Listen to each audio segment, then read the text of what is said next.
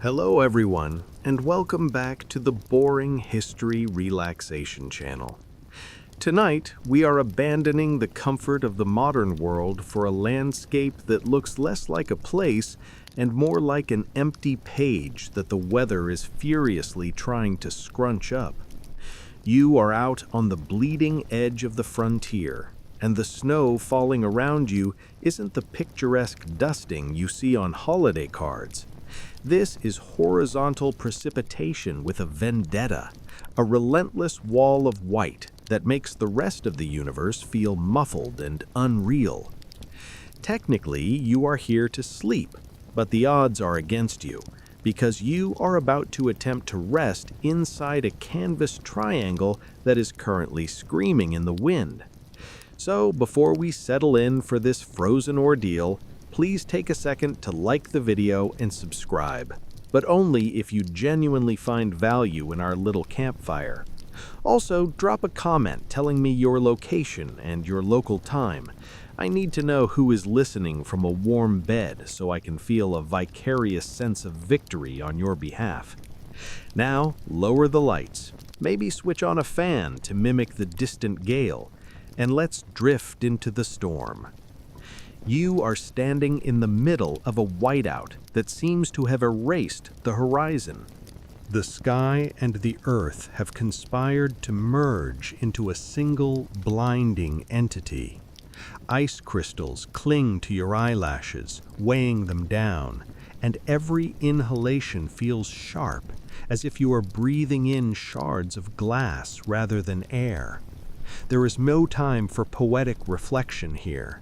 Your primitive brain has narrowed its focus to a single directive: survival. And yet you have to perform the distinctly human act of ignoring the danger to crawl into a fragile shelter. The tent is made of heavy-duty duck canvas, stiffened by the freezing temperatures until it feels more like wood than fabric. It carries a distinct, pervasive scent, a blend of wet, natural fibers, old wood smoke, and the lingering grease of the last traveler who camped here. Touching the wall of the tent feels like touching coarse sandpaper, and the wind pushes against the fabric so hard it bows inward, nudging you like a rude ghost trying to shove you over. Inside, the light is a ghostly gray, diffused by the snow piled against the skirts of the tent, and the entrance flap breathes rhythmically, fighting the ties that hold it shut. The first thing you notice is the noise.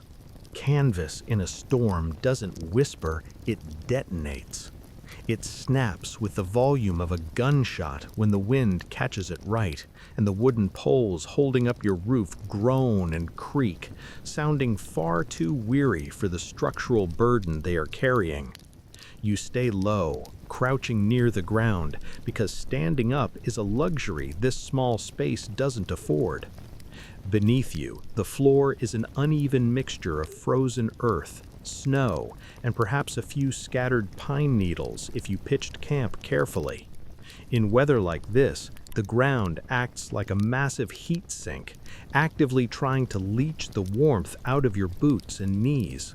You can feel exactly where your body contacts the earth because the cold bites back instantly, reminding you that nature is entirely indifferent to your comfort. Settlers and frontiersmen learn very quickly that sleep is not a passive activity. It is an engineering challenge, a negotiation with the elements, and a quiet prayer for morning. Here, we encounter a piece of survival wisdom that dominates the journals of every trapper, soldier, and settler who ever ventured north: the absolute supremacy of wool. While we take modern synthetic insulators for granted, back then wool was the difference between waking up shivering and not waking up at all. Unlike plant fibers, animal fibers like wool maintain their insulating properties even when wet. There is an old adage on the frontier that cotton kills, because once a cotton shirt gets damp with sweat or snow, it loses its heat-trapping ability and turns into a cold compress against your skin. You clutch your wool blankets and felt coats, appreciating that scratchy, dense texture. It might itch, but that itch is the feeling of safety. You arrange your sleeping area with the precision of a master builder. Bedding is a generous term for what you have. If you are fortunate, you have a heavy buffalo robe, a cured hide that stops the wind dead in its tracks. If you are average, you have a patchwork quilt and a standard-issue army blanket that has seen better decades. If you are unlucky, you are piling up straw or spare trousers to create a rude barrier against the frozen ground. When the wind gusts outside, the vibration travels through the tent poles and into your ribs, a physical reminder of the storm's power. But inside, you're creating your own microclimate. Your breath, warm and humid, meets the freezing air of the tent. The canvas traps this moisture, but because the fabric is freezing cold, that humidity doesn't just hang there, it transforms. This is the cruel irony of winter camping. The warmth that keeps you alive also creates ice. The moisture from your lungs rises, hits the roof of the tent, and instantly freezes into a delicate, treacherous layer of hoarfrost directly above your face, turning the interior into a shaken snow globe waiting to fall. Every time you shift or turn over, the frost dislodged from the ceiling rains down on you, a delicate, icy confetti celebrating your misery. You attempt to get comfortable, but your muscles stay rigid because your body understands something your brain is trying to ignore. Out here, stillness is dangerous. You curl into a fetal ball, pulling the blanket tight around your neck, and suddenly become hyper-aware of your extremities. Toes are always the first traitors. They don't send a warning letter or file a formal complaint. They simply go numb and pretend they are no longer part of your anatomy. If you want to know what betrayal feels like, it's your own feet deciding they would rather be inanimate objects than functional body parts. Outside, the storm creates a palpable pressure, as if the entire world is leaning against your shelter.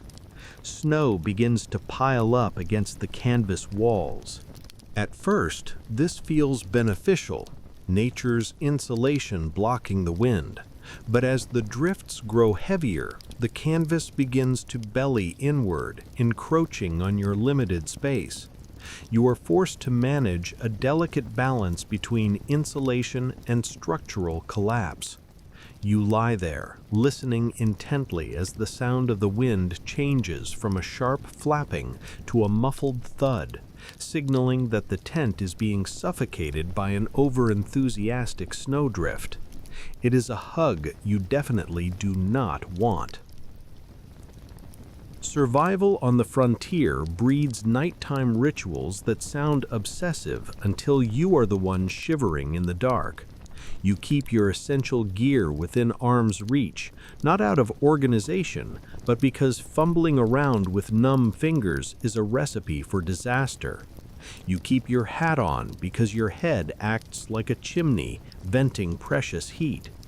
You store your boots carefully, tucked near your hips or under the edge of your blankets, because tomorrow you need leather that bends. Left out in the open, boots freeze into iron sculptures, and trying to force your feet into 2 blocks of ice is a punishment no one deserves. There is another piece of winter camp lore that appears in scattered diaries and practical guides, the hot stone method. Some travelers would heat smooth river stones in the fire, wrap them carefully in thick cloth, and place them in their bedding. It is a primitive, low-tech hot water bottle, effective but risky. If you are careless with the wrapping, you wake up to the smell of singed wool. In your mind, you picture the stone glowing faintly, a loyal pet tucked beside you. It's a charming concept, but in practice, it's just one more thing to manage while half asleep, which is exactly when human beings are most prone to error. Naturally, your mind begins to wander, as minds do when trapped in a noisy fabric shell.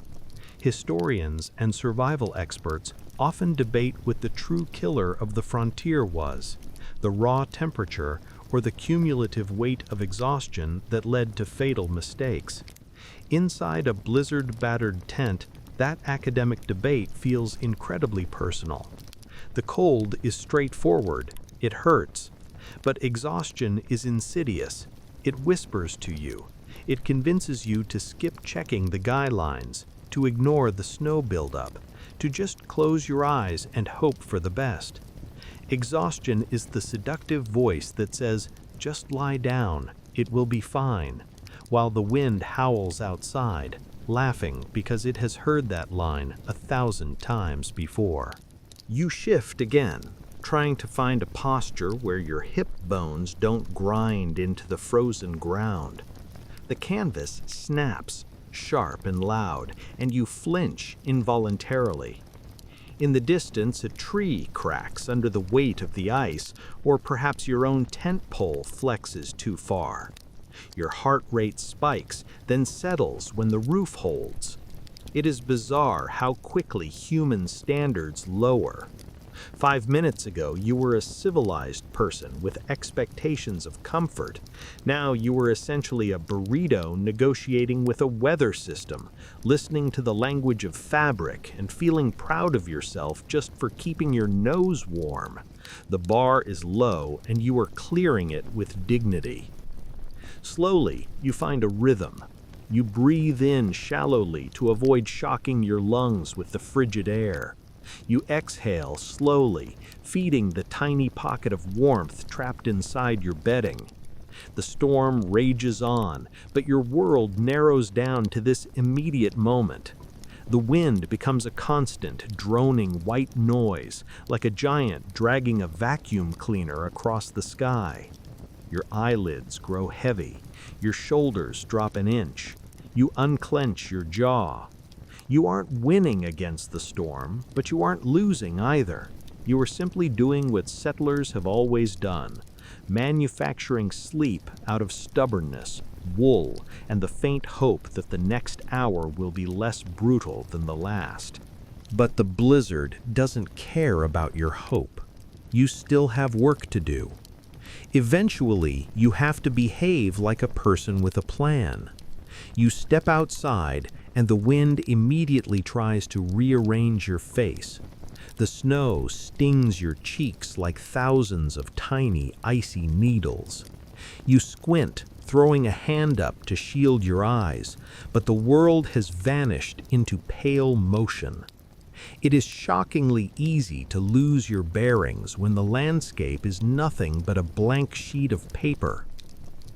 Your tent is right there, but the storm distorts distance, making it feel miles away, like a scene from a dream where geometry has failed.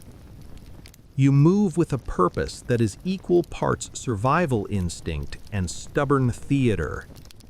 Settlers learn fast that a canvas tent isn't just something you set up, it's something you tune, like a violin that sounds terrible unless you adjust it constantly.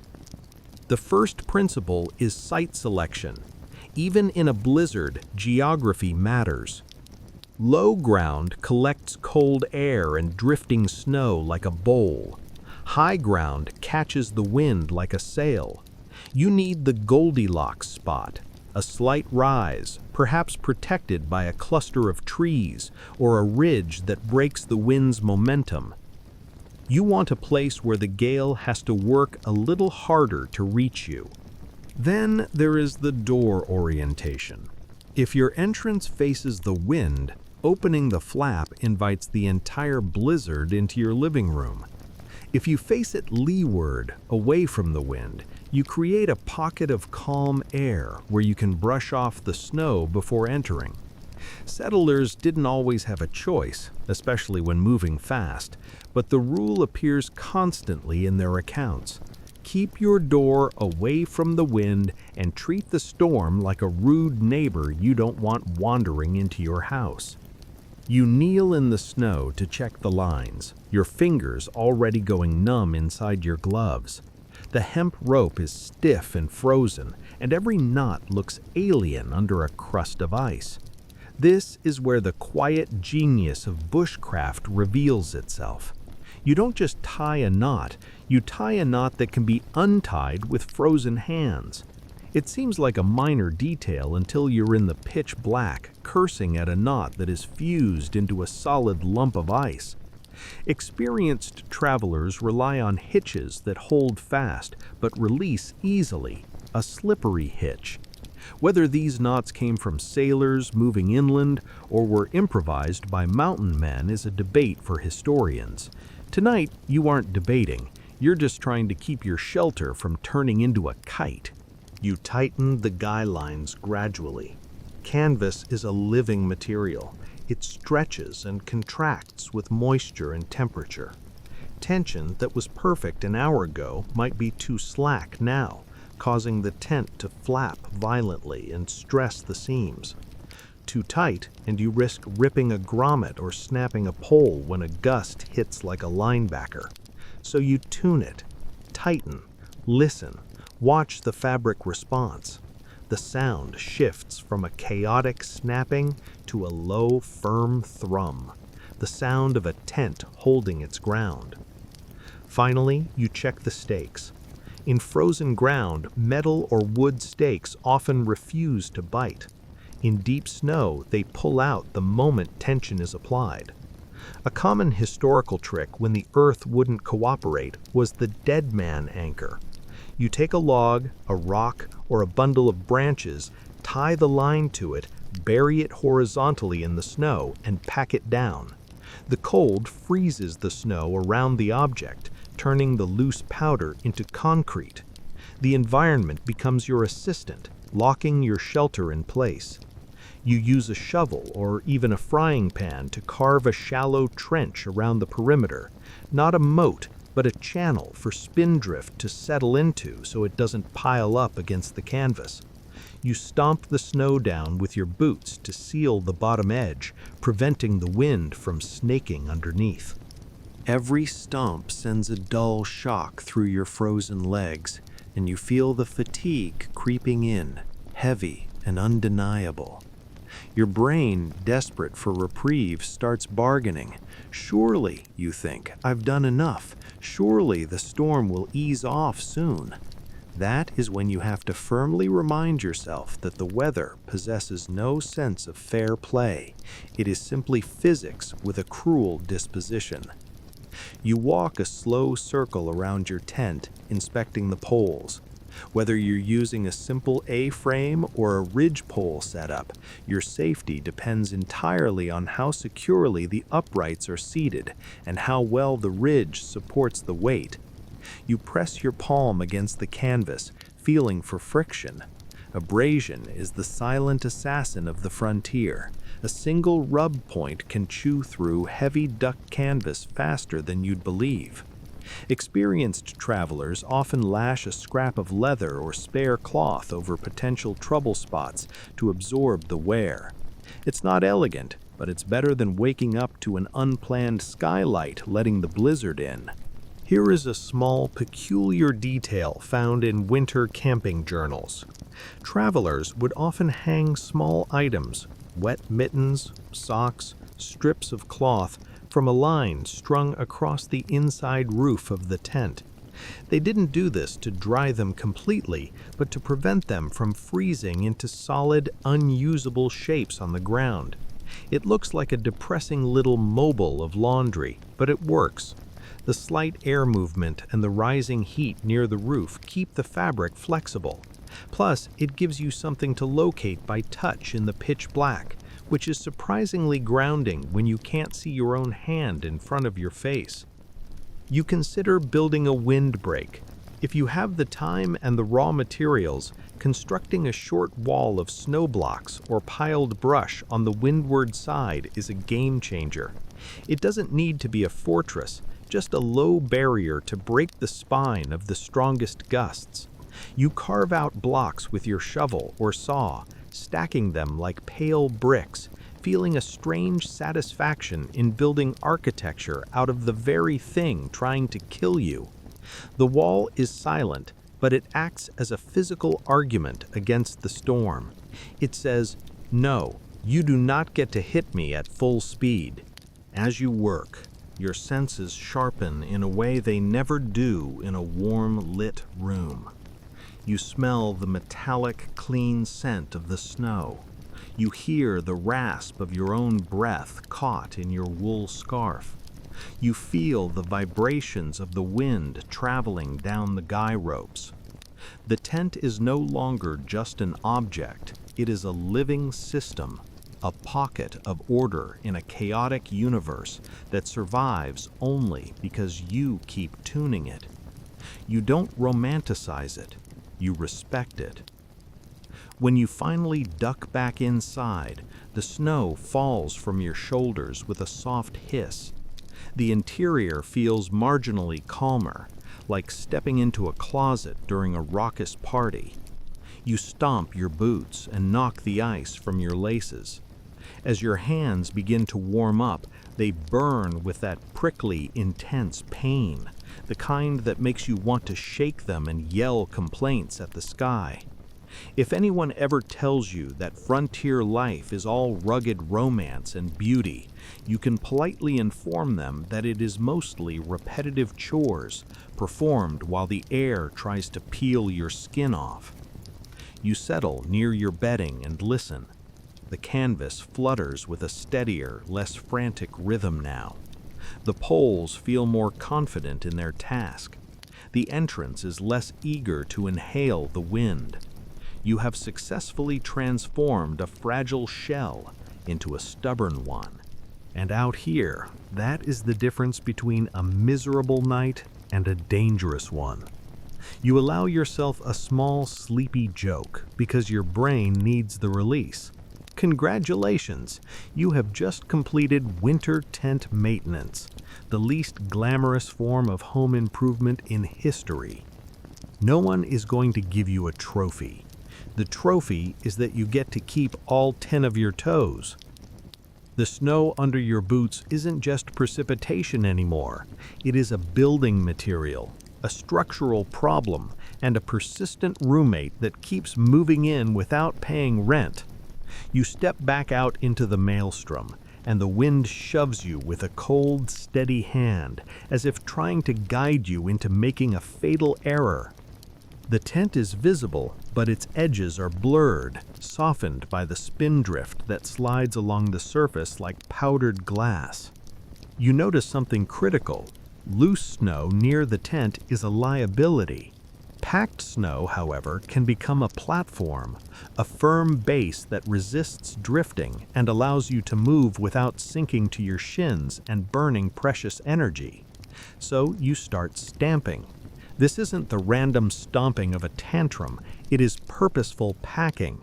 Heel, toe, heel, toe. You work in a ring around the tent, compressing the snow into a hard crust. Each step produces a dull, satisfying crunch, as if the world is finally speaking a language you understand. In deep powder, this process is exhausting, and time spent working in a blizzard is a transaction where the currency is your body heat. You keep moving to stay warm, but you must avoid sweating at all costs. Sweat is a treacherous enemy. It feels productive for 5 minutes, and then it turns into a cold, damp shroud that clings to you for hours, like a bad decision you can't undo. A well-known historical fact is that winter travelers, whether trappers, soldiers, or migrants, religiously created packed paths and platforms around their campsites. Moving through deep snow burns calories at an alarming rate, and out here, calories are not an abstract number on a diet plan. Calories are your internal firewood, your stamina, your ability to keep working when your brain wants to quit. Packing the snow serves another purpose. Wind slides over a hard, smooth surface differently than it does over soft, loose powder, reducing the amount of fresh drift that piles up against your walls. You also take a moment to carve a shallow working trench near the entrance, a dipped area where you can stand lower than the surrounding snow. This provides two benefits. It gives you more headroom when entering, and it creates a cold room where you can manage gear without dropping it into the powder. It's a tiny outdoor foyer designed by a blizzard, but having a defined space is psychologically calming. Human brains love boundaries, even miserable ones. Now you turn your attention to the drifting itself. Drifts form where the wind slows down, usually on the leeward side of objects, and your tent is an object the wind has strong opinions about. You watch the snow for a moment, letting your eyes adjust. It isn't falling gently, it is streaming sideways, sanding the landscape down. You see miniature dunes building and shifting in real time. This is where experience counts. You can try to fight every drift and exhaust yourself, or you can shape the environment so the drifting happens where you can tolerate it. You decide to enhance your windbreak. If you have brush or branches, you lay them down on the windward side, low and thick. If not, you return to snow blocks.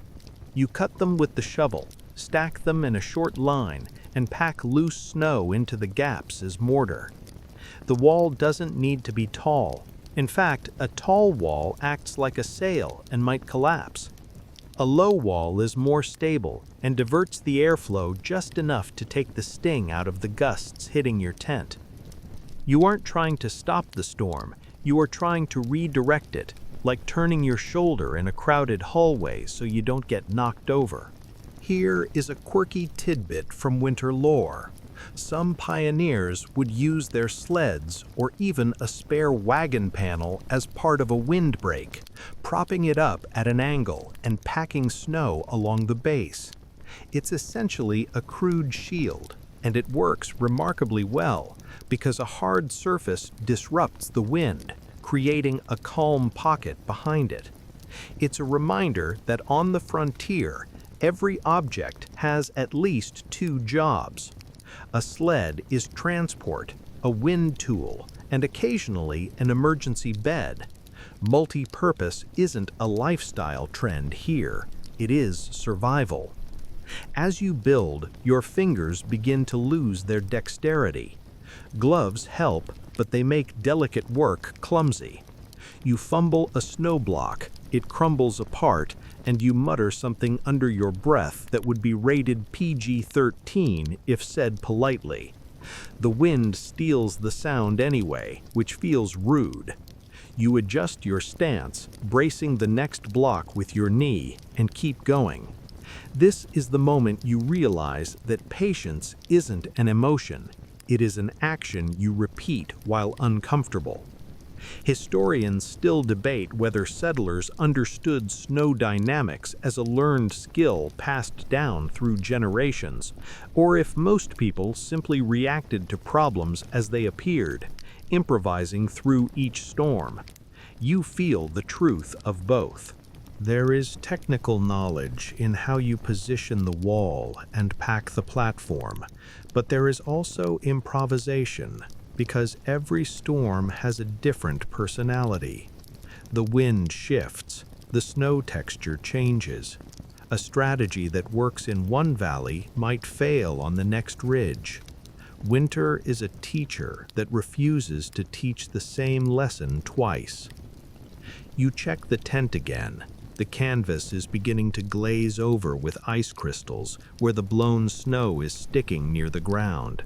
The packed platform helps, but the drift is still building on one side. You shovel it away, not completely, just enough to relieve the pressure so the canvas doesn't bow inward too far. It is a constant balancing act. Snow piled against the lower walls can act as insulation, sealing out drafts, but too much weight pushes the fabric inward and strains the poles. You take a few careful scoops with your shovel, toss them downwind, and watch the snow get instantly snatched away by the gale. The storm is incredibly efficient at repossession. Nothing you move stays yours for long. You also consider the roof line. If your tent has a shallow pitch, heavy, wet snow can accumulate on top, threatening to collapse the entire structure.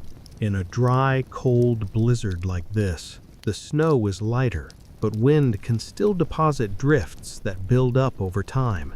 So you make a mental note to reach up from the inside later and give the canvas a sharp thump to shake loose any accumulation. From the outside, you tap the roof edge lightly with a stick, gentle enough not to tear the frozen fabric, but firm enough to dislodge the powder before it compacts into a heavy slab. This small habit is a cornerstone of winter camping.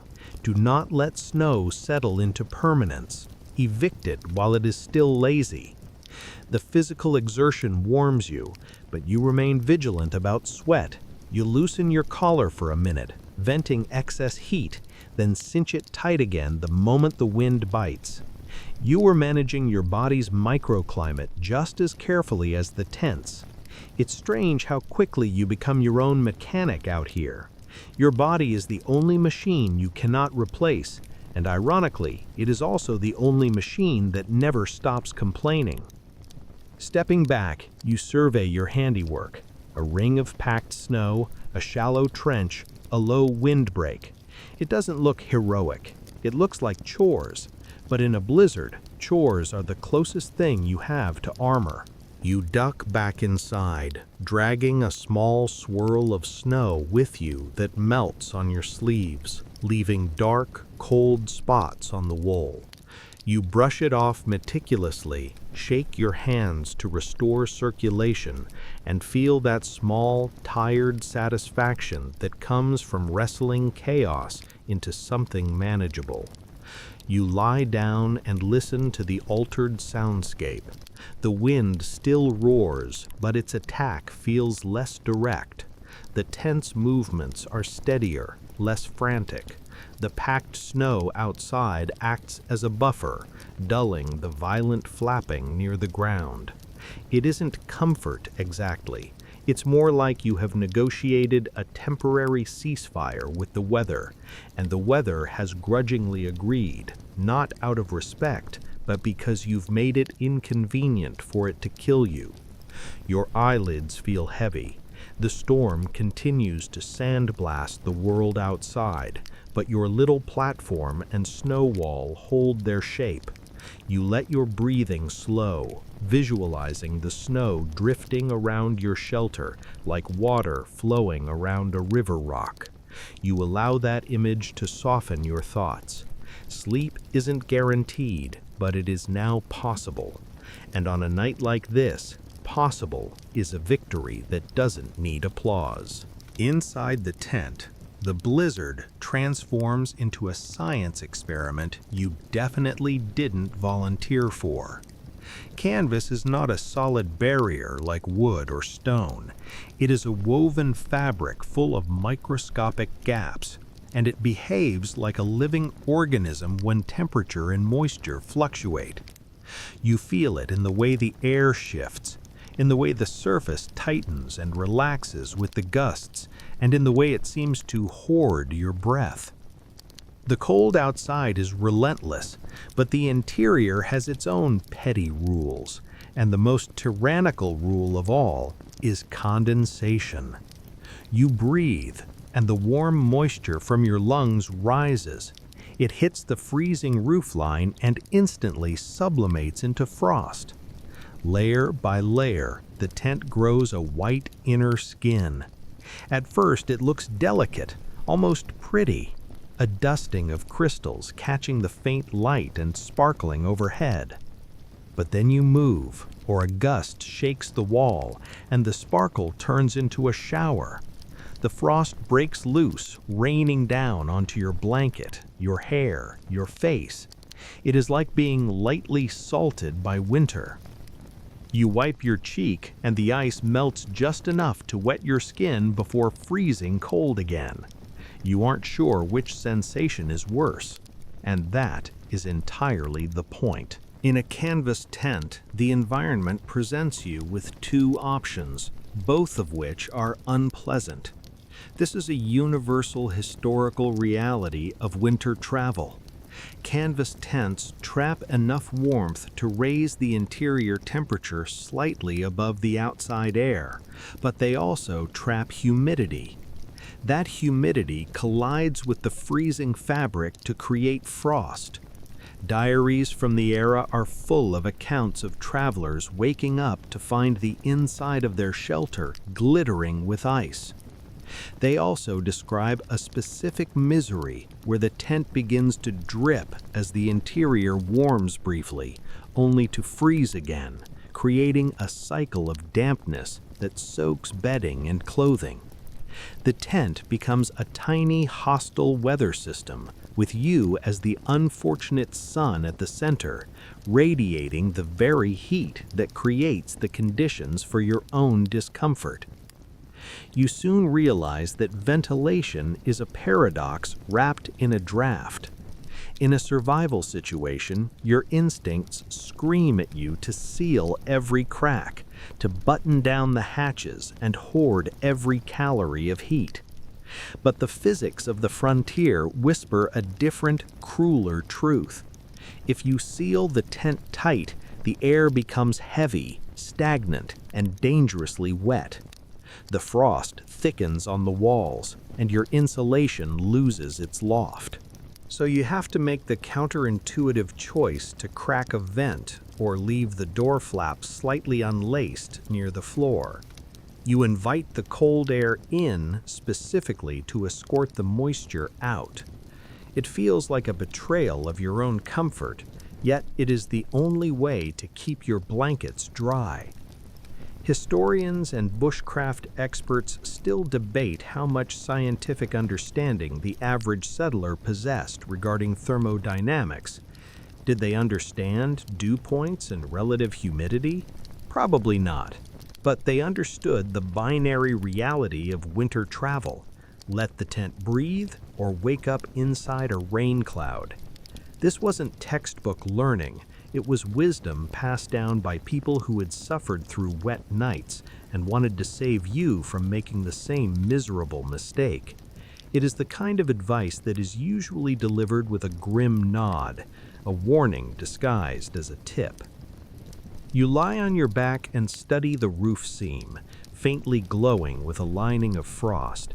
The stitching creates a natural ridge where moisture loves to congregate. You notice the tension of the fabric. If the pitch is tight, moisture tends to run down the sides.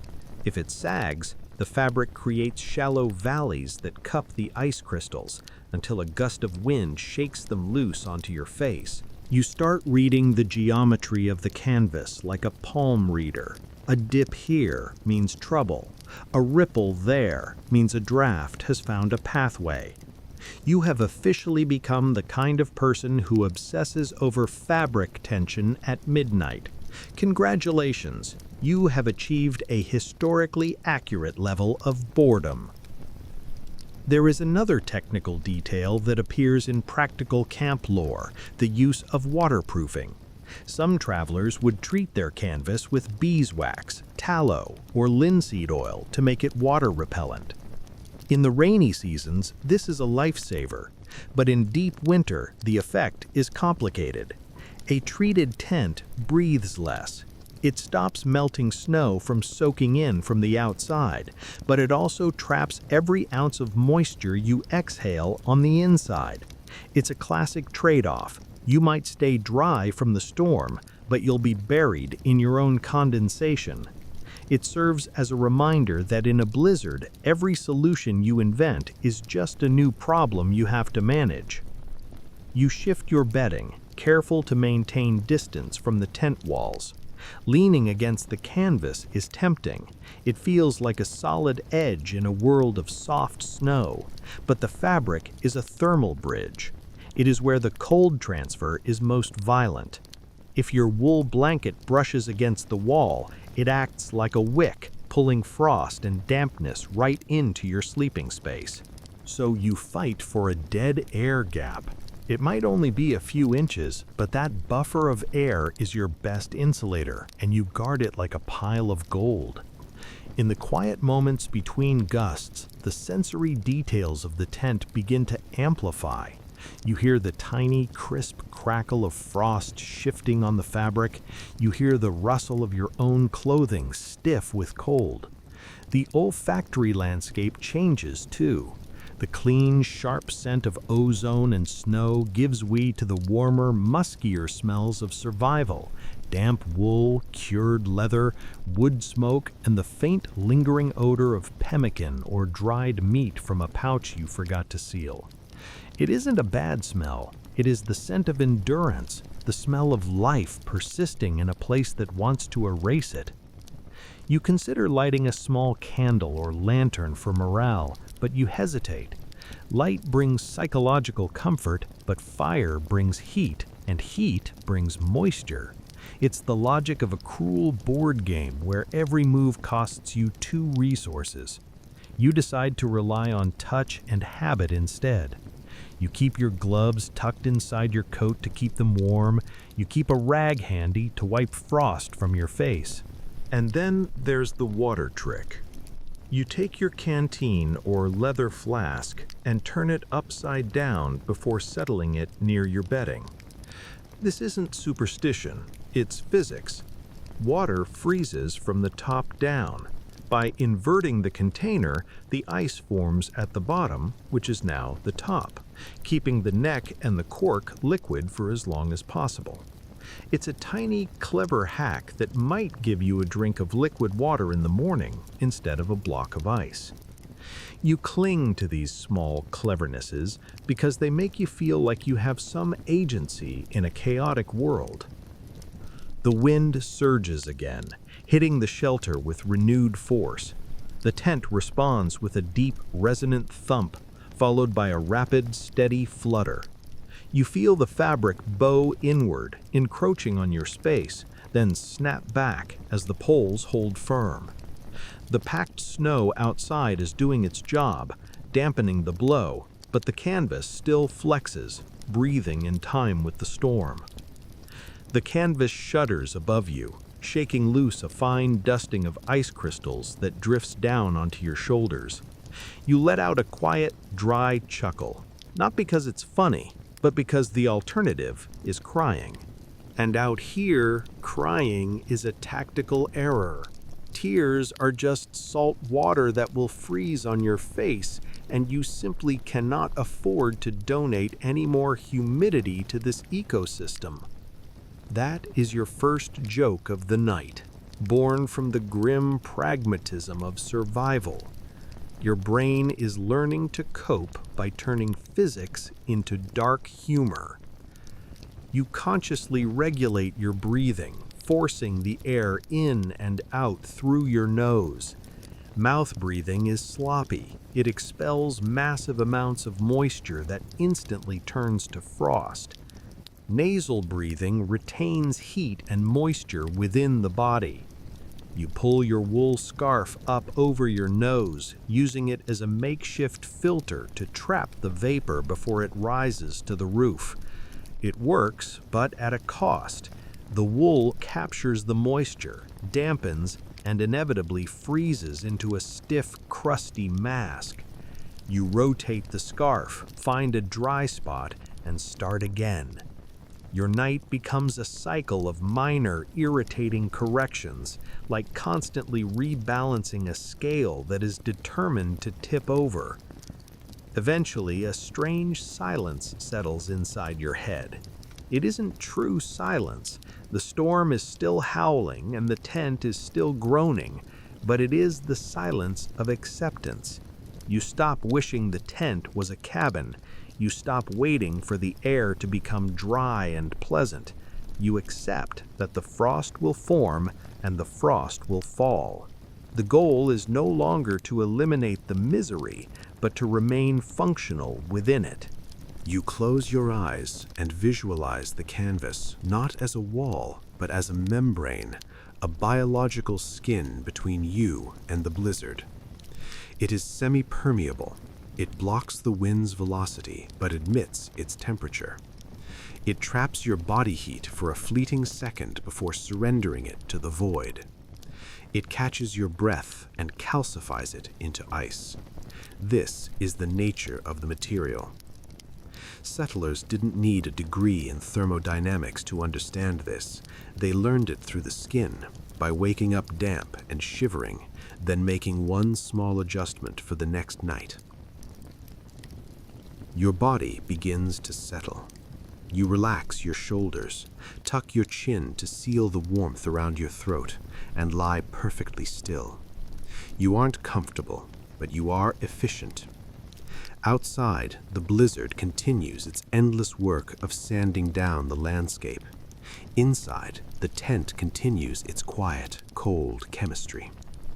You drift towards sleep in a liminal space, existing on the edge of a phase change, like water poised to freeze, like breath waiting to become ice. But then your mind drifts to the ultimate temptation, the stove. In this frozen world, warmth is seductive. It calls to you like a lit bakery window calls to a starving person. You imagine the comfort, the thaw, the luxury of it. But in the wild, comfort usually sends a bill. In a canvas tent during a whiteout, the biggest promise of warmth comes from a portable wood stove. You don't view this object as cozy. You view it as a piece of heavy machinery that offers a calculated trade-off. It promises less shivering and a chance to defrost your hands, but it demands constant vigilance. Inside the tent, where the air is so cold your nose hairs freeze instantly, a stove changes the equation. Historically, small sheet iron box stoves or cylinder Sibley heaters became prized possessions on the frontier as metalworking made them lighter and more accessible. They were hauled on sleds by trappers, strapped to pack mules by soldiers, and cherished by migrants. Why? Because a stove can turn a survival situation into a living situation. However, a stove is not magic. It is a hungry beast. It has requirements. First, it needs fuel, and finding dry wood in a blizzard is not a casual chore. It is an expedition. You don't just stroll out and pick up sticks. You have to fight the snow for every calorie of heat. Second, it needs airflow. Fire eats oxygen. If you seal the tent too tight to keep the heat in, the stove starves, or worse, it begins to produce carbon monoxide. You crouch by the dark shape of the iron box, checking the stovepipe. This metal chimney usually exits through a stove jack, a heat-resistant patch sewn into the canvas roof or wall. The pipe is your exhaust system, your lifeline to clean air. You check the joints. Are they seated correctly? In a gale-force wind, the tent shakes, and the pipe shakes with it. If a joint wiggles loose, the draft reverses, and the tent fills with smoke. You picture the scenario: waking up coughing, eyes stinging, lungs burning with soot. Or, in the darker version of that fantasy, simply not waking up at all because the colorless, odorless fumes got to you first. This isn't melodrama. It is the sober, mathematical risk calculation that every frontiersman made before lighting a match indoors. Finally, you inspect the perimeter. Canvas is tough, but it is still cotton or linen. It burns. If the stove is too close to the wall, radiant heat can scorch the fabric until it becomes brittle. If a spark flies out when you open the door, you could be standing in a ring of fire within seconds. You clear the area, checking for anything flammable: dry tinder, a stray sock, the edge of your bedding. You're treating the stove with the respect you would give a loaded weapon, because in a space this small, that is exactly what it is. People quickly learn to place the stove on a non-flammable base, usually bare earth or sand, or a metal sheet if they were lucky enough to haul one. They also maintained a clear kill zone around the heater, at least in theory. In practice, a tent is a cramped universe, and every item you own naturally migrates toward the heat source. You have to be the strict disciplinarian of your own clutter. This is harder than it sounds when your frozen blanket seems to be magnetically pulled toward the fire, and your exhausted brain just wants to let it happen. You gather your fuel. If you have wood, it's split into small, digestible pieces that will catch quickly. If you are on the plains, it might be dried buffalo chips, a fuel source that sounds like a punchline until you realize it burns slow and hot, saving countless lives in treeless landscapes. You handle the fuel with gloves because your fingers have lost their dexterity and are in no mood for splinters. The smell of dry wood or cured fuel is comforting in a primal way. Your DNA recognizes it as a signal of safety, even though the stove is cold and the blizzard is still screaming. You light the fire with surgical care. A small flame first, fed by dry moss or shavings, coaxed gently into life. The stove begins to tick and ping as the cold metal warms and expands. That rhythmic ticking is oddly soothing, like a mechanical heart beating in the corner, reminding you that time is still moving forward. Heat begins to radiate, subtle at first, then a distinct pressure on your cheeks and hands. You hold your palms out and your skin prickles with the sweet, sharp ache of returning circulation. It feels so incredibly good that you almost forget you are sitting in a cloth triangle in the middle of a natural disaster, and that is precisely the moment you must force yourself to stay alert. Ventilation becomes the central issue again. A stove is an oxygen pump. It consumes air and sends hot gas up the pipe. If the tent is sealed, the interior pressure drops, the air goes stale, and the draft weakens. A strong draft is the only thing pulling the deadly smoke out. The wind outside is a wild card. Depending on the angle, a gust can create a vacuum that helps the draft, or a backdraft that slams smoke down the pipe and into your face. So you crack a vent or leave a gap near the door to create an intake. Cold air snakes in across the floor, chilling your ankles, but you accept it because breathing is not optional. Historians debate whether safe stove operation was common knowledge on the frontier, or if it was a skill learned unevenly, often through tragedy. Sitting there, you can feel how seductive the mistake is. You are exhausted. The stove is warm. The vent is letting in cold air. Your lizard brain whispers, "Close it. Keep the heat." You have to override that impulse with a firm internal command. No, keep it cracked.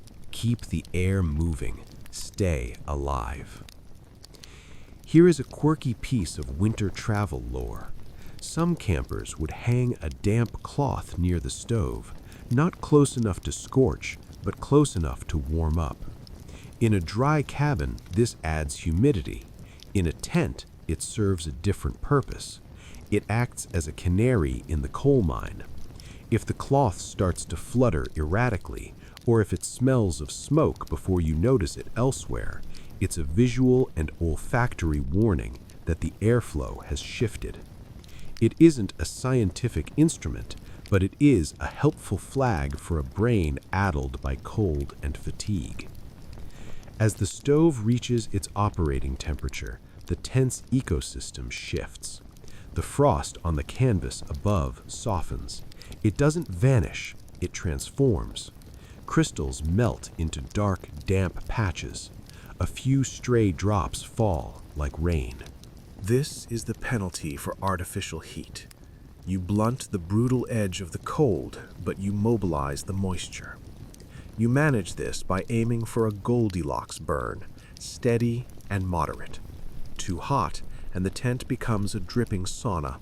Too cold, and you are back to freezing. You have effectively become a human thermostat, which is ironic considering your own body can't even decide if your feet should exist or not. You feed the fire and contemplate the night ahead. If you keep the stove going, you commit to tending it. Even the best camp stoves have limited fuel capacity. Waking up every 2 hours to shove wood into the firebox means breaking your sleep cycle, making noise, and exposing your arms to the cold air.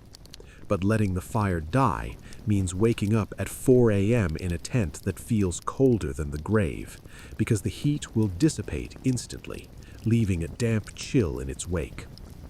You weigh these options, like choosing between two terrible menu items, and eventually you pick the one that seems slightly less awful. You also have to plan for sparks. A gust outside can make the draft surge unexpectedly, and that sudden vacuum can suck embers up the pipe or pop them out into the room if the stove door is opened carelessly. So you learn to open the door with slow, deliberate movements, closing it firmly the moment the wood is inside. You keep all combustible items, socks, drying rags, kindling, outside the splash zone. This isn't a dramatic, heroic moment. It is simply repetitive caution. In fact, 90% of frontier survival is just repetitive caution, punctuated by moments of sheer panic. As the stove settles into a quiet hum, the sound of the blizzard feels less personal, less aggressive. The tent still shudders, but the interior now possesses a warm heart, a small iron sun radiating heat. You sit for a while, letting your hands thaw, feeling the tension drain from your shoulders. You might even manage a second tired joke in your own head. You are essentially running an indoor fireplace inside a canvas grocery bag while a storm tries to kill you. And somehow, this feels normal. Humans are incredible, in the same way raccoons are incredible, determined, resourceful, and always just one bad decision away from total chaos. Eventually, you lie down again, maintaining a respectful distance from the hot iron. The warmth reaches you in waves, softening the air so your breath feels less sharp in your throat. You listen for the stove's ticking, the steady pull of the draft, and the subtle auditory cues that might signal a problem. Sleep comes, not as a total surrender, but as a watchful drift. Even as your eyes close, a part of your brain stays tuned to the frequency of the fire. Tonight, warmth is not free. Warmth is a subscription service, and you are paying for it with your attention. The stove provides the heat, but your bedding provides the time. Time is what prevents you from having to fight the cold every single minute. Time is what allows your body to settle in to rest instead of constantly jolting awake to verify that your fingers are still attached. Building a bed on the frontier isn't about comfort, it is structural engineering. You build it the way you would build a seawall against the tide, only here the tide is the temperature. You apply the thickest layers where you lose heat the fastest, keep the driest layers closest to your skin, and place the most heavy-duty insulation beneath you. You start with the foundation. The earth and snow beneath you act as a massive heat sink. The ground is a thermal vampire. Even if the air in the tent warms up, the frozen earth will suck the heat right out of your spine. So you must put something substantial between your body and that cold, infinite mass.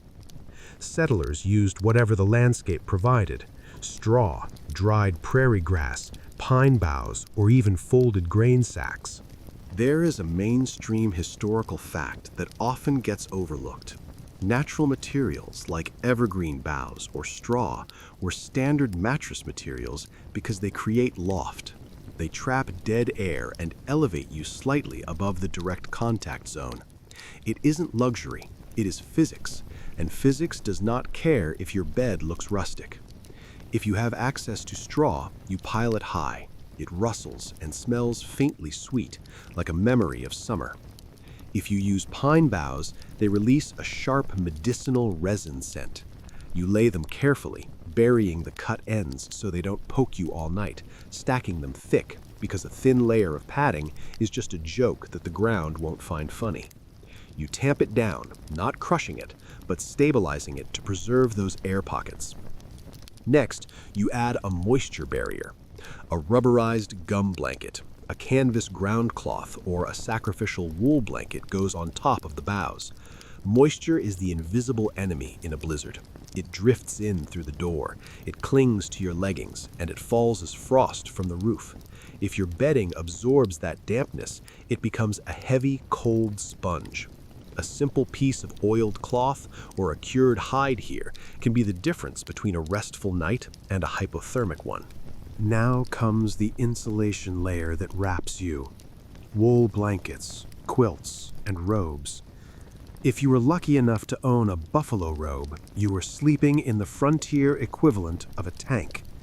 These cured hides were prized on the plains because they are incredibly dense.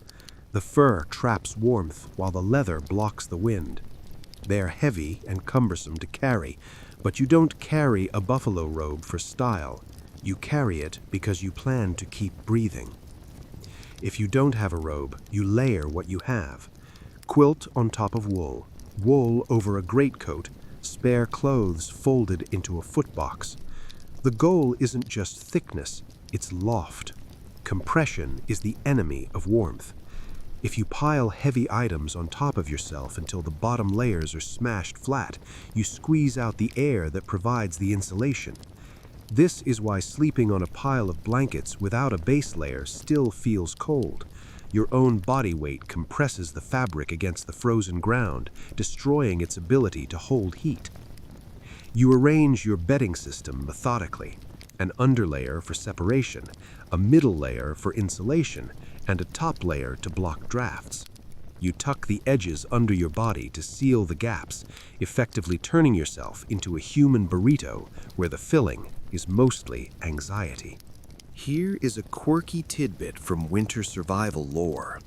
Seasoned travelers often place their spare clothing under their hips and shoulders, not for softness, but for thermal protection.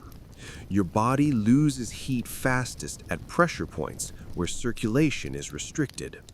A folded flannel shirt or a wool scarf placed under your hip bone can stop that deep, aching chill from creeping into your joints.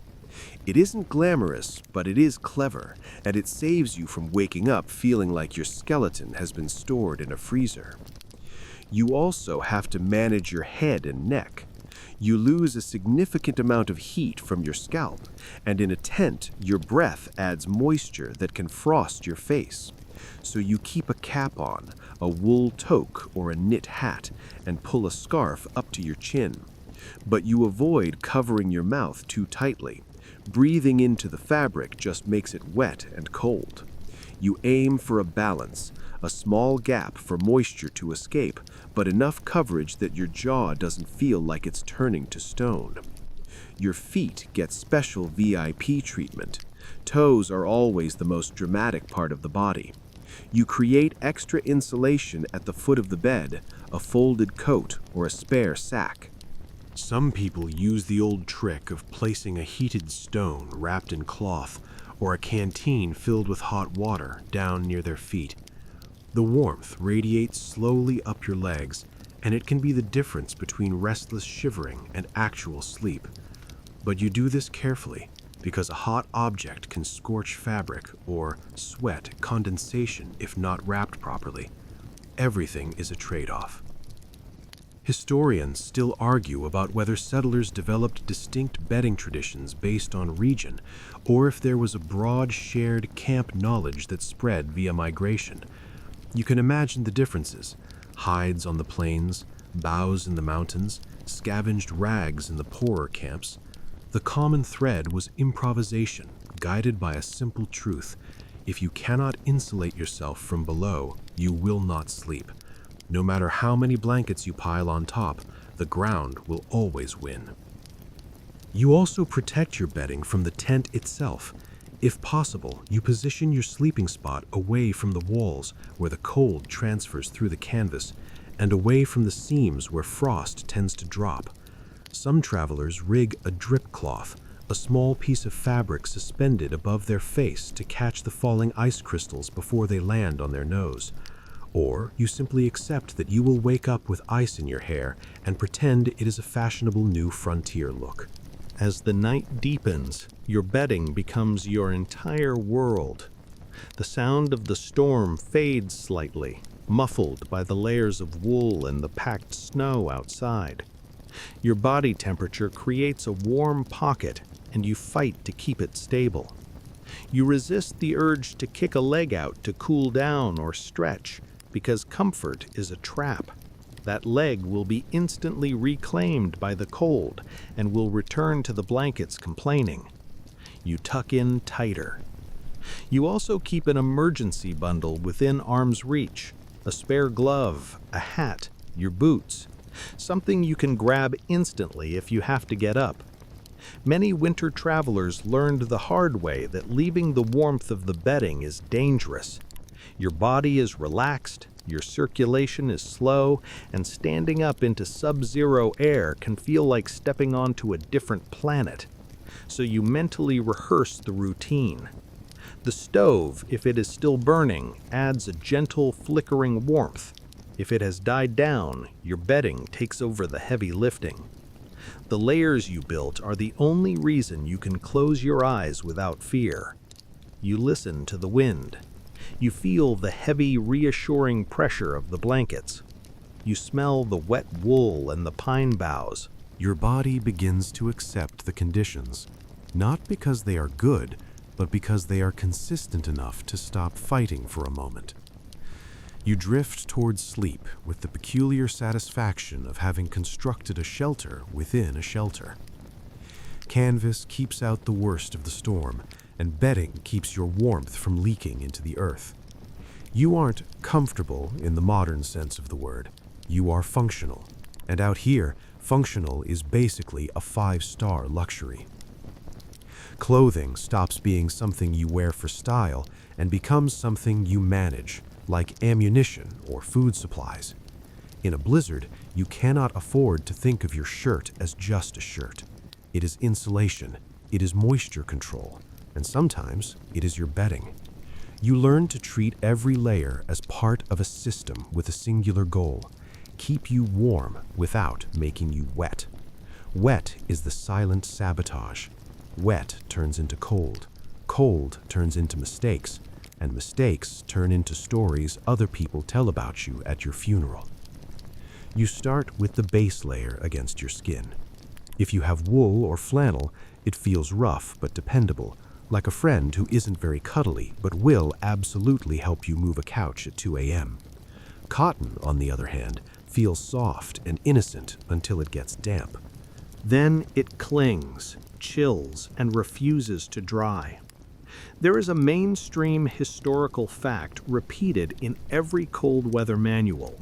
Wool remained the favored material in frontier and military contexts because it retains its insulating properties even when damp.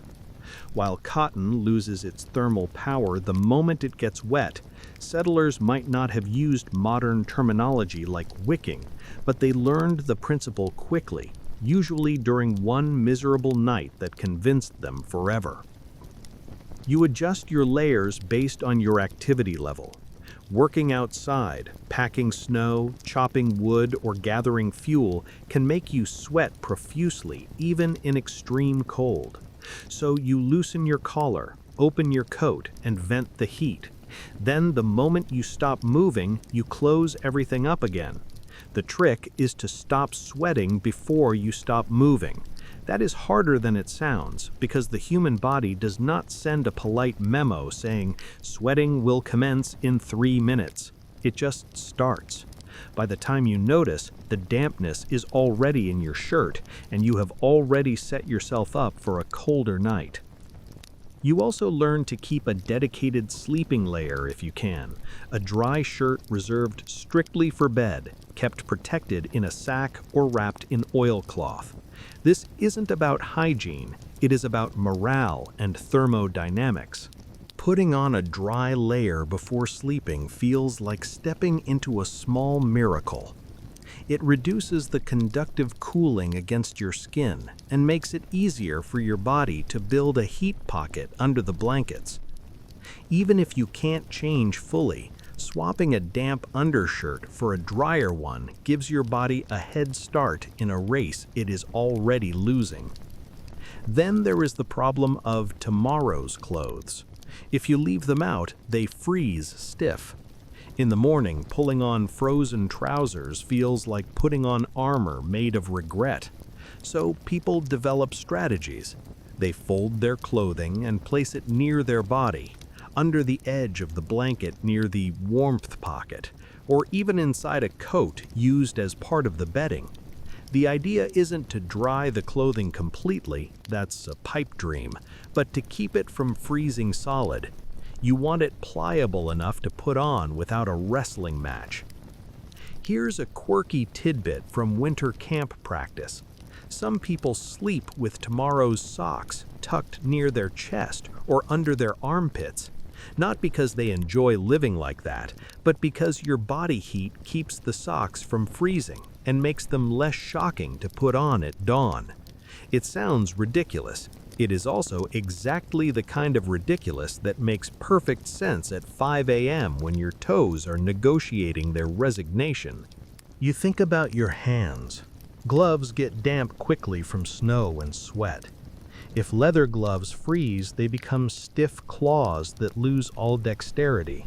So you try to dry them near the stove if you have one, but not too close because leather stiffens and shrinks and wool scorches. You might turn them inside out briefly to let the inner surface warm. If there is no stove, you keep them inside your coat, close to your torso, using your own body heat as a slow dryer. It isn't effective in a dramatic way. It is effective in a steady, stubborn way, which is how most frontier solutions operate. Your head and neck matter more than you want them to. A cap stays on. A scarf or neck cloth reduces drafts. But you also have to manage moisture from your breath. If you pull the cloth across your mouth, it traps warmth but becomes damp quickly, then freezes into a mask. That frozen cloth makes every inhale feel sharper. So you adjust constantly, shifting the fabric, letting it dry slightly, moving it away from your mouth, then back when the cold bites. You become a person who micromanages a scarf at midnight. Joke number 1 is that you have achieved peak adulthood, and it turns out adulthood is just rearranging fabric and praying. Boots are a whole chapter of suffering by themselves. If boots get wet and freeze, they can become unwearable. If they are placed too close to a fire, they dry unevenly, crack, or warp. So you position them carefully, near warmth, but not against heat. You place them upside down to drain, laces loosened so you can actually get your foot in later. Some people put their boots inside a sack or wrap them in cloth to reduce frost and prevent them from turning into solid blocks. Others place them under the blanket edge, not because it is pleasant, but because the alternative is worse. Boots are never polite. They are tools, and in winter, they act like they have their own agenda. Historians still argue whether the clothing practices of settlers were primarily shaped by European traditions brought over, or if they rapidly adapted based on local conditions and indigenous knowledge. You can see the adaptation in the way materials are chosen and layered.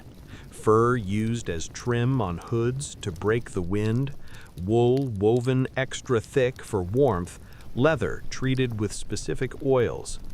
People learn through trial and error, and they borrow techniques that work, even if they don't always admit the borrowing out loud. You also pay attention to your body's warning signs. Shivering is normal up to a point. If you stop shivering while you are still cold, that is a very bad sign. It indicates your body is giving up on generating heat. You check your fingers and toes for numbness that doesn't fade. You monitor your thoughts. If they become foggy or confused, hypothermia is knocking. The frontier is full of dramatic stories, but the truth is that danger often arrives quietly. You don't want quiet danger. You want loud discomfort, because loud discomfort keeps you alert. This is where a little humor keeps you sane. Joke number 2. You realize your clothing has become a personality test. Are you the type who vents heat early and stays dry? Or are you the type who sweats and then complains like the universe betrayed you? You already know the answer. It is the second one, because you are human. Still, you try to do better. You loosen layers when working. You tighten them when resting. You keep a dry item for sleeping. You prevent tomorrow's clothing from freezing solid.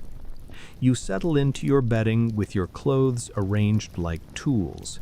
Hat on, socks managed, gloves tucked where they won't freeze, boots positioned with care. You feel a little absurd because the ritual is so specific, so fussy, so unlike the modern act of tossing your jeans on a chair. But the ritual is how you survive. It gives you a sense of control in a storm that offers very little control. As you breathe, you feel the warmth pocket build around you. Your clothing helps trap that warmth. Your layers reduce drafts. Your dry shirt feels like a gift. Outside, the blizzard continues. Inside, your system holds. You aren't cozy. You are prepared. And preparation is what turns a canvas tent from a death trap into a place where you can actually sleep. Night routines in a blizzard are not cute little self-care rituals. They are a checklist you follow because your future self is going to be tired, cold, and very easy to disappoint.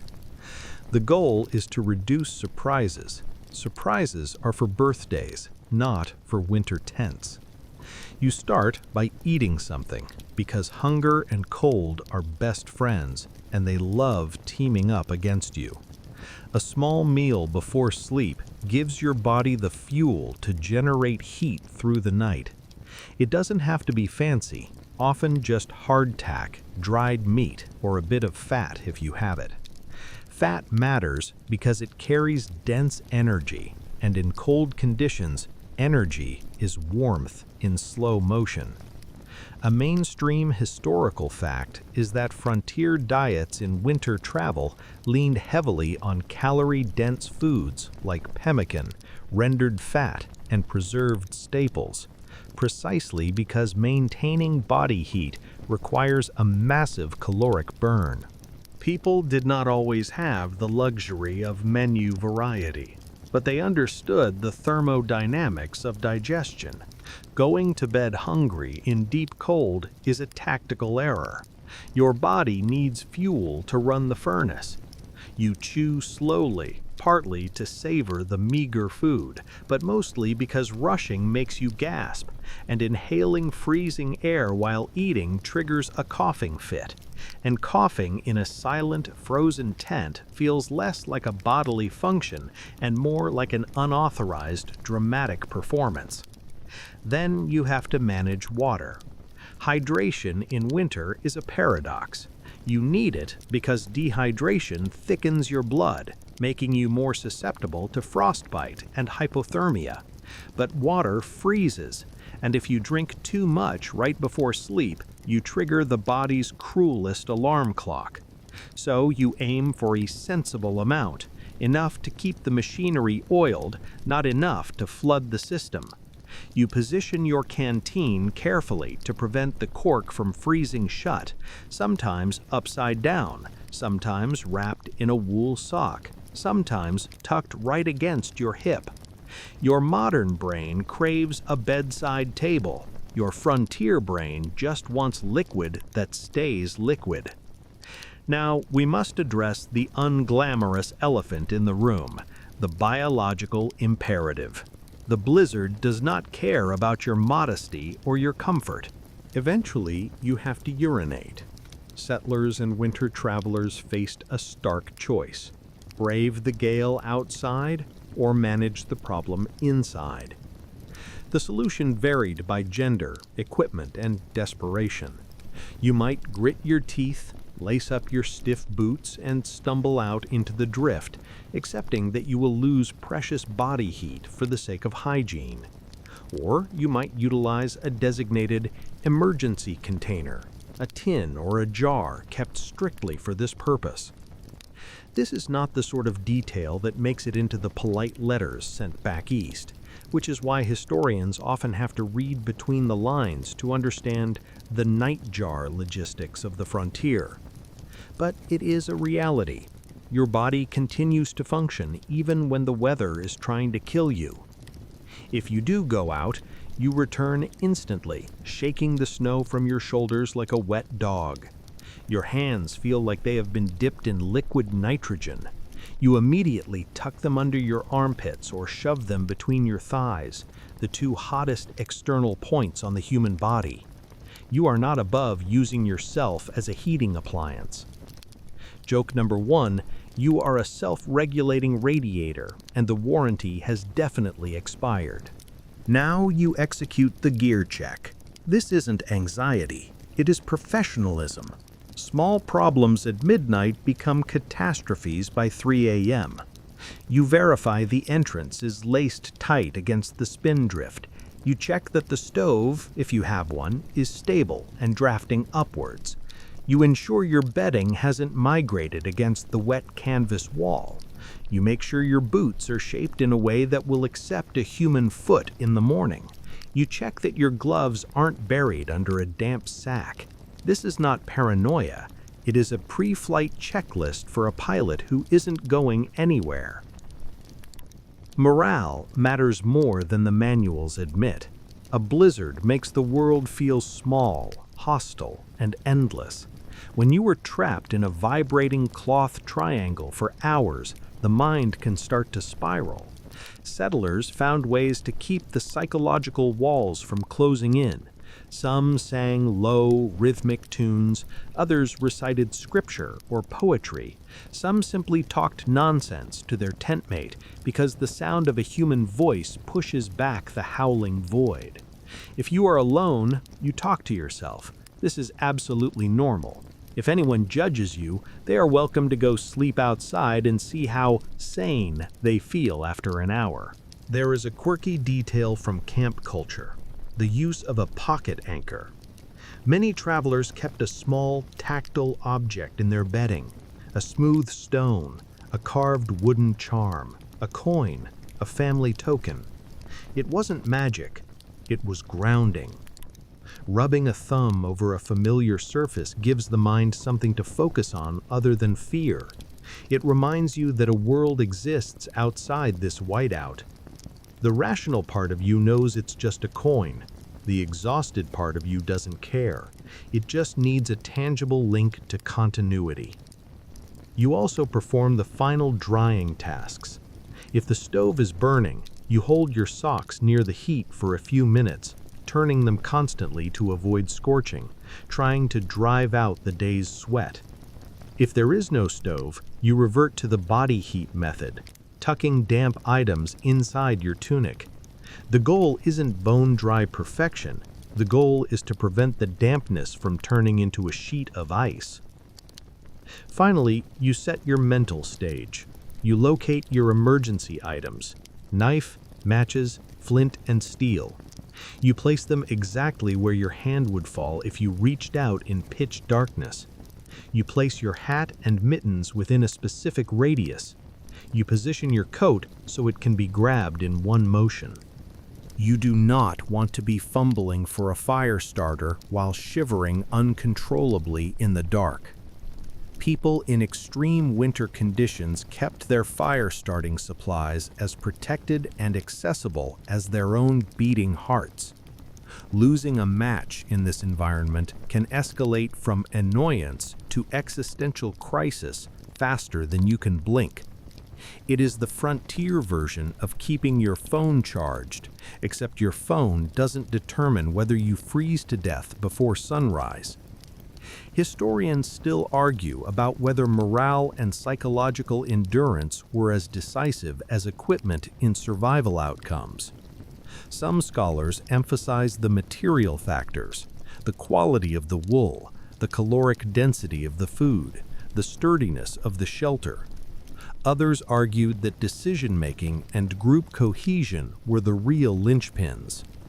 In a tent during a blizzard, you realize they are inseparable.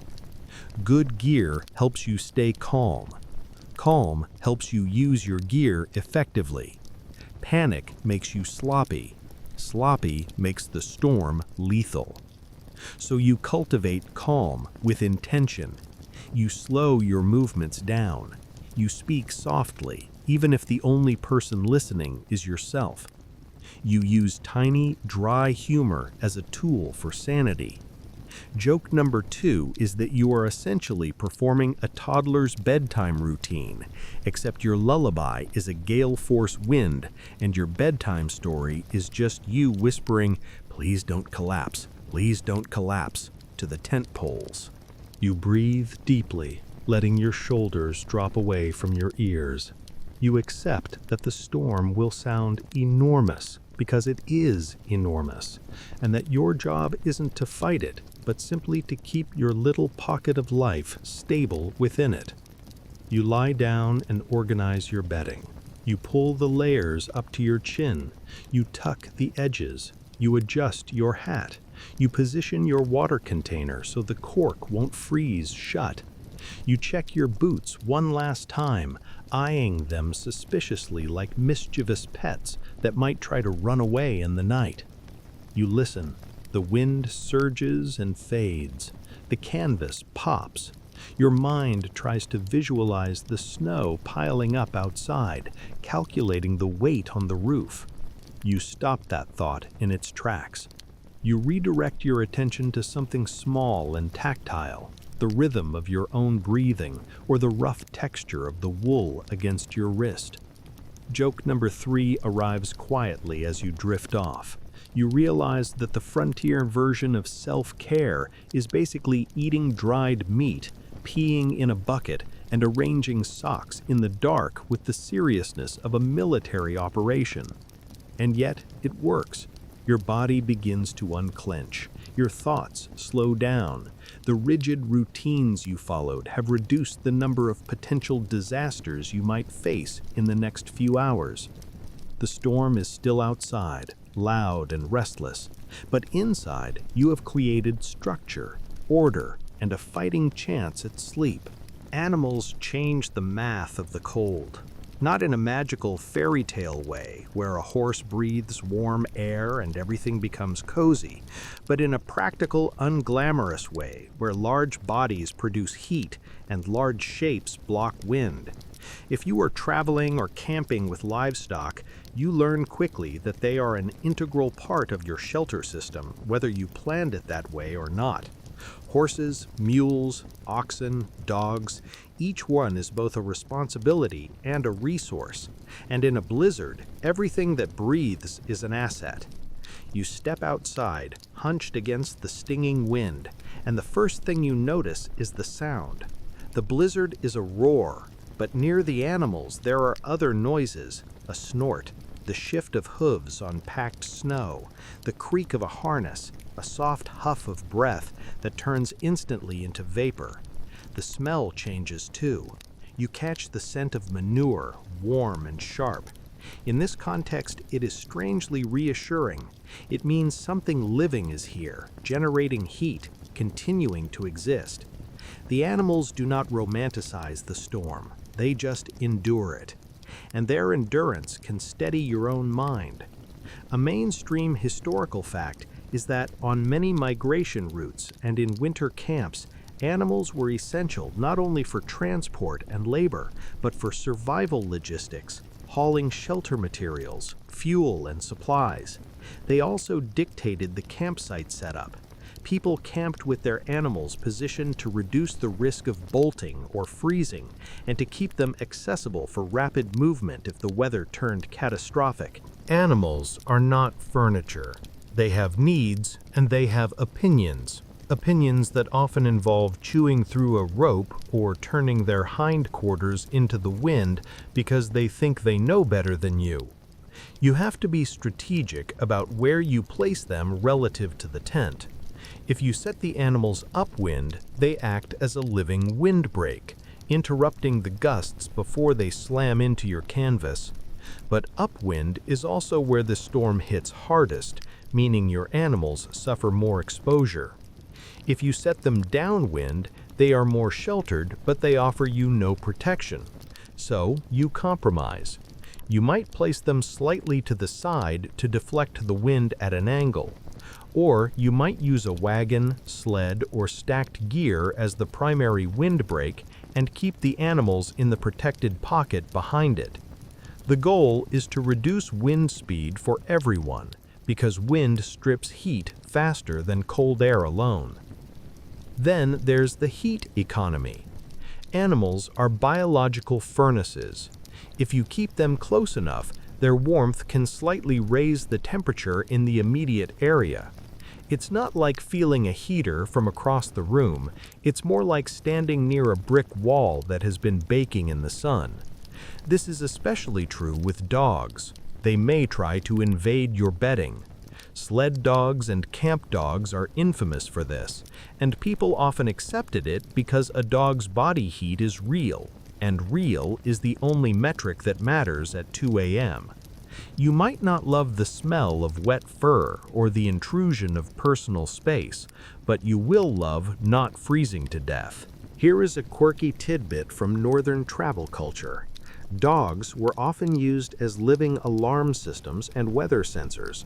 They react to shifts in barometric pressure, wind direction, or approaching danger with restlessness or vocalization.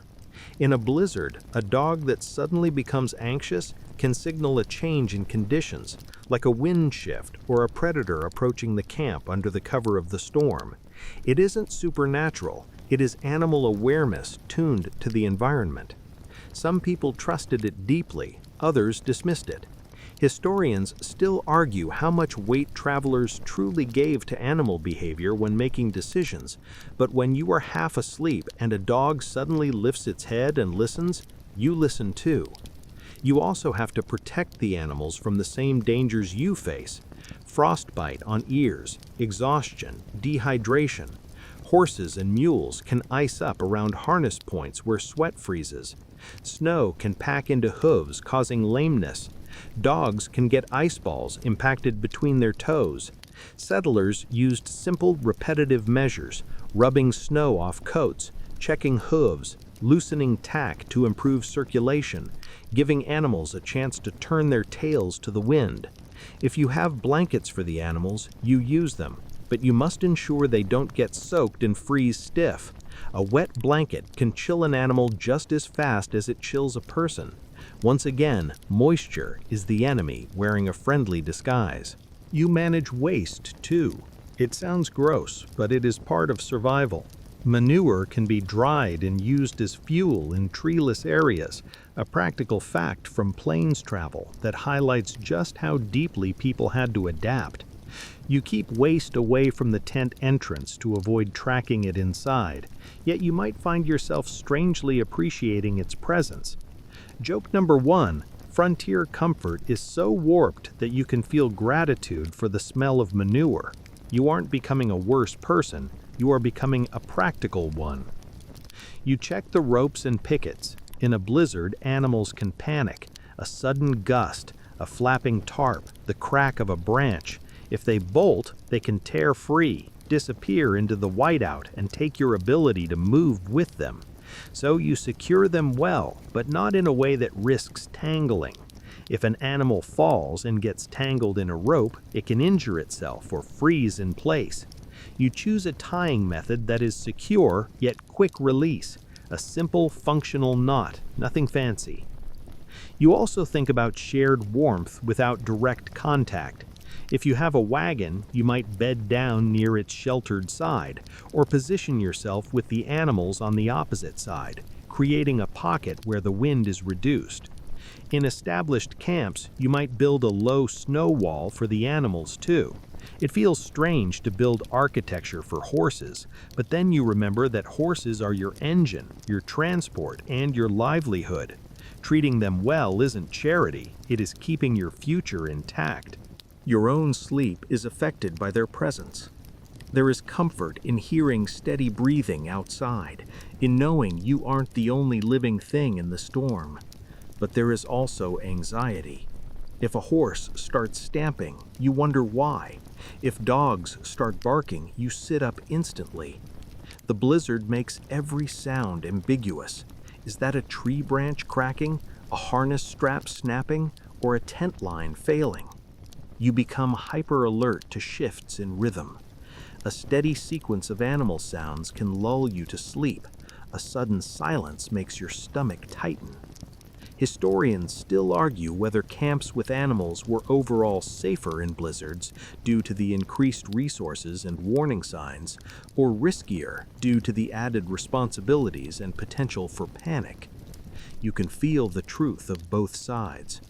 Animals offer warmth and structure, but they also demand attention when you are already stretched thin.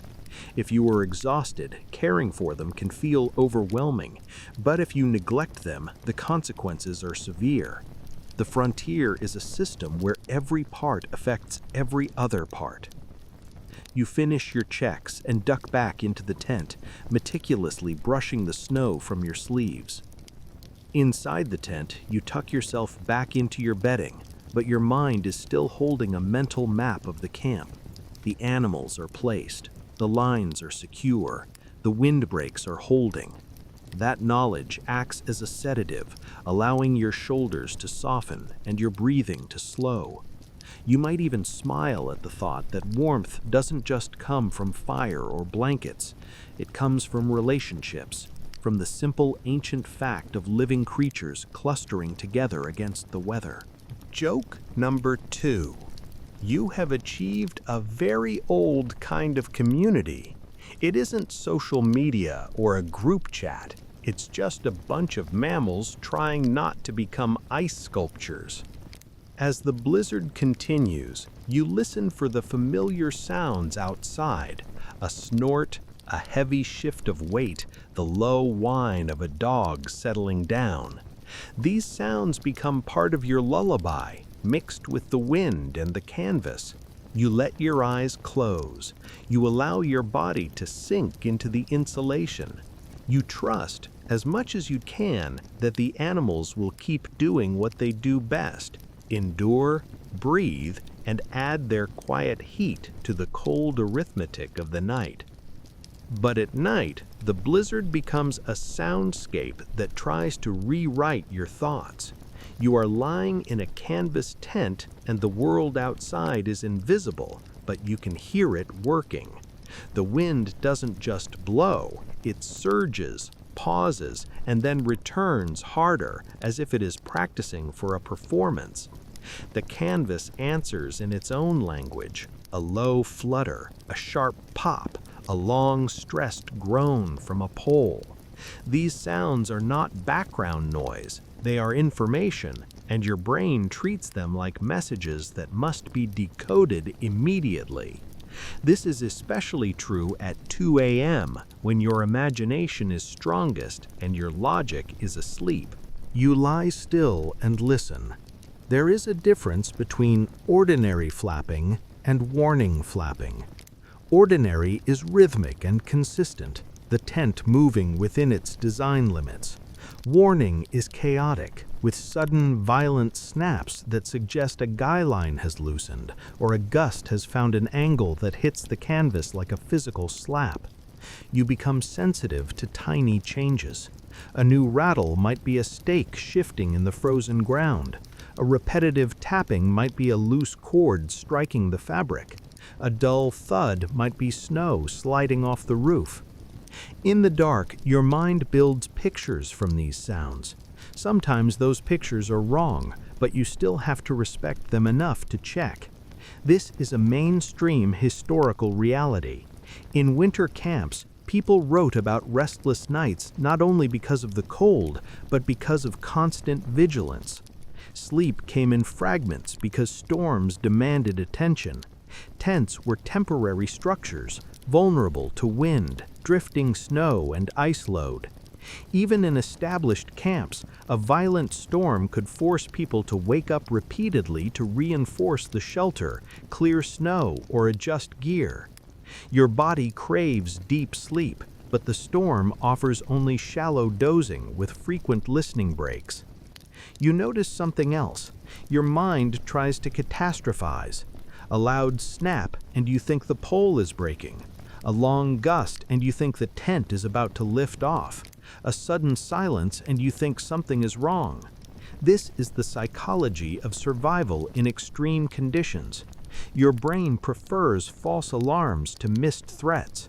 It would rather wake you 10 times for nothing than let you sleep through the one moment that matters.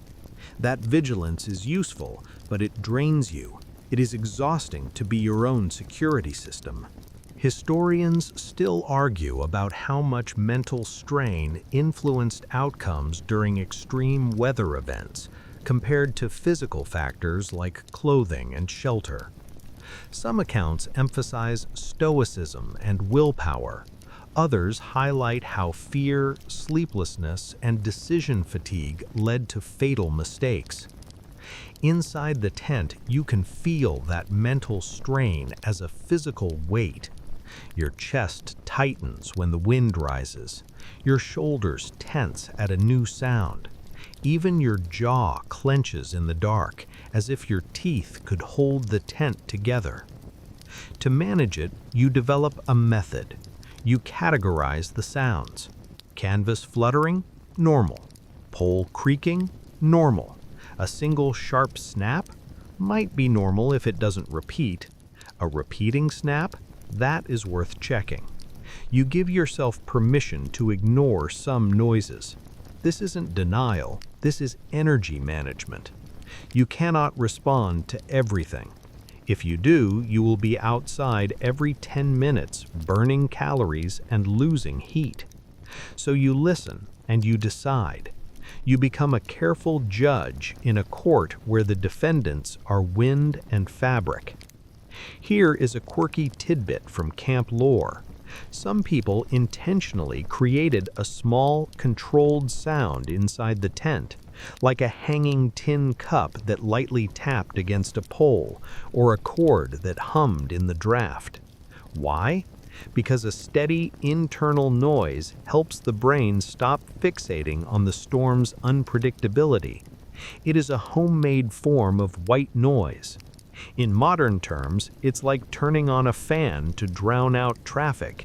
In frontier terms, it is hanging a cup and hoping it makes you less jumpy. It works because the mind loves patterns. Give it a known pattern and it stops inventing monsters out of the gusts. You also manage your thoughts when fear tries to build. You redirect your attention to immediate body sensations. The weight of the blanket, the warmth near your chest, the slow rise and fall of your breathing. These are measurable, stable facts. The storm is unstable. Stability is calming. You might count breaths, not as a spiritual practice, but as a practical way to occupy the part of your brain that wants to run emergency simulations. Still, the storm keeps testing you. A gust hits hard enough that the tent wall presses inward, brushing near your shoulder. It feels like the tent is leaning on you. You resist the urge to sit up immediately because that sudden movement can dislodge the frost on the ceiling and send a shower of ice down your neck. You do not need a cold sprinkle to improve your mood. Joke number 1. The tent has decided to cuddle, and it is the clingiest partner you have ever had. You stay still, let the gust pass, and feel the canvas rebound. Then you hear the sound everyone hates, a scrape.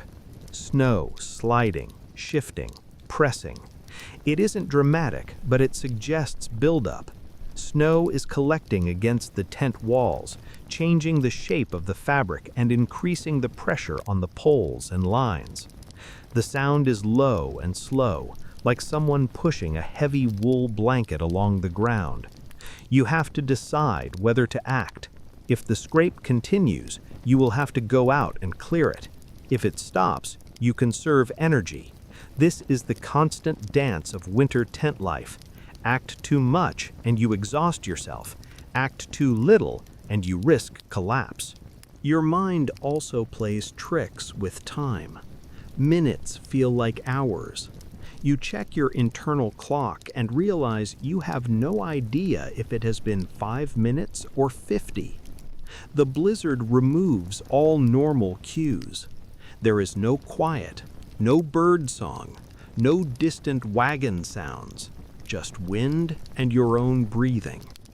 The tent becomes a small universe with no sunrise. In this situation, people often measure time by tasks. Last time you fed the stove, last time you cleared snow, last time you drank water. Routine becomes timekeeping. Historians still argue about the accuracy of storm narratives in diaries because people under stress perceive events differently. A gust might feel like it lasted an hour. A night might feel endless.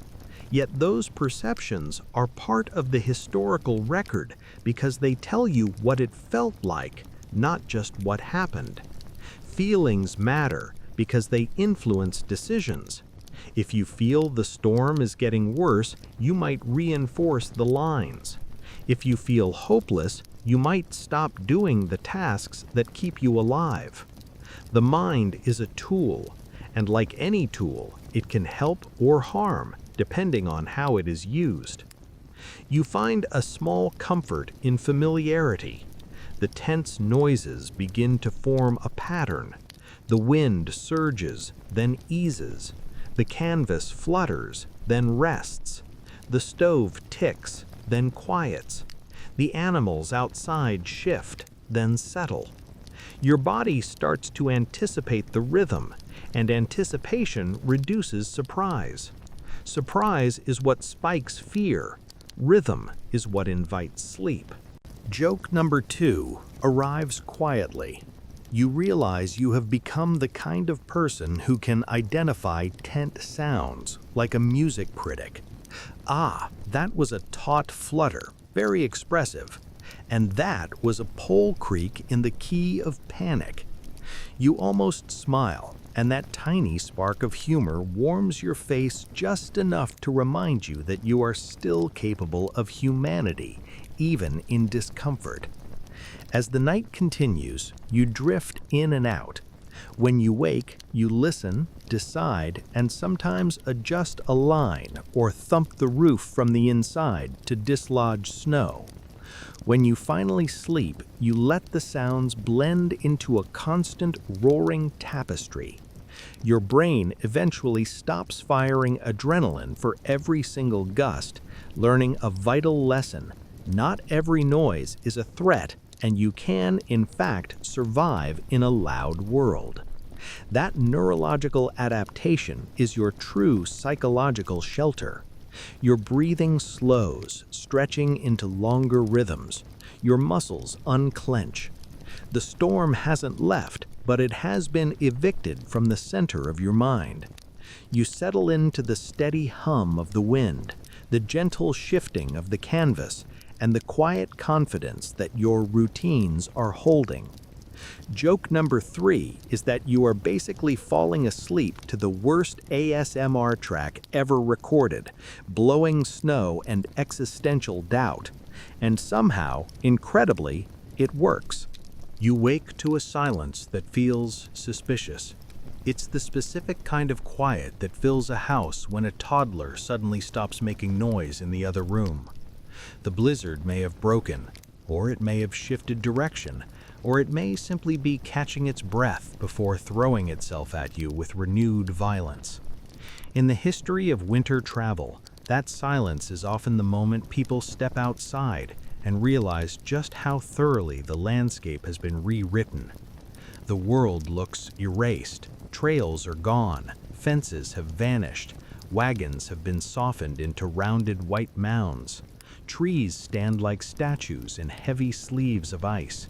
The air has a sharp, sterile smell, clean and metallic, that tricks you into thinking everything is fine, even when it absolutely isn't. You push the tent flap open and the cold grabs your face with both hands, but the wind is calmer. Snow has piled in soft, undulating ridges around your camp, as if the land has grown new shoulders overnight. You begin digging immediately, because digging is the mandatory follow-up to sleeping in a blizzard. It is like the storm has assigned you homework and expects it on the desk by sunrise. As you shovel, you think about how many people in the past faced this exact morning view, and how their specific storms now have names in the history books. One of the most famous examples is the Great Blizzard of 1888 in the northeastern United States, often called the Great White Hurricane. It didn't just dump snow, it paralyzed the industrial age. It stranded trains, froze people in their tracks, and buried both major cities and rural farmhouses under massive drifts. But it also forced a revolution in infrastructure. The chaos was so severe that it pushed cities like New York to move telegraph and telephone wires underground to prevent future communications blackouts. The storm wasn't just a weather event, it was a real-time systems failure. This is a mainstream historical theme. Extreme storms expose the fragility of human systems, from clothing and shelter to transportation and city planning. The snow is a stress test, and it grades on a steep curve. Out on the plains, settlers faced different beasts with different consequences. The schoolhouse blizzard of January 12, 1888 is etched into the collective memory of the Midwest. In many places, that day began deceptively mild, a January thaw that tempted people out without heavy gear.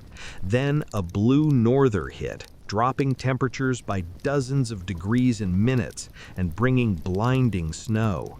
Children and teachers were caught traveling home from school, and the historical accounts are heartbreakingly consistent. The speed of the change was the killer. The lesson is brutal and simple. A calm morning is not a promise of a calm afternoon. Weather flips fast, and a canvas tent is only one component of a larger survival strategy. Timing, awareness, and conservative decision-making are the others. You don't have a telegraph in your pocket. You don't have a weather app. You have observation and experience, and those are uneven tools. So you learn to read the subtle signs, the texture of the clouds, the feel of the pressure drop in your ears, the way snow grains change from soft flakes to stinging pellets.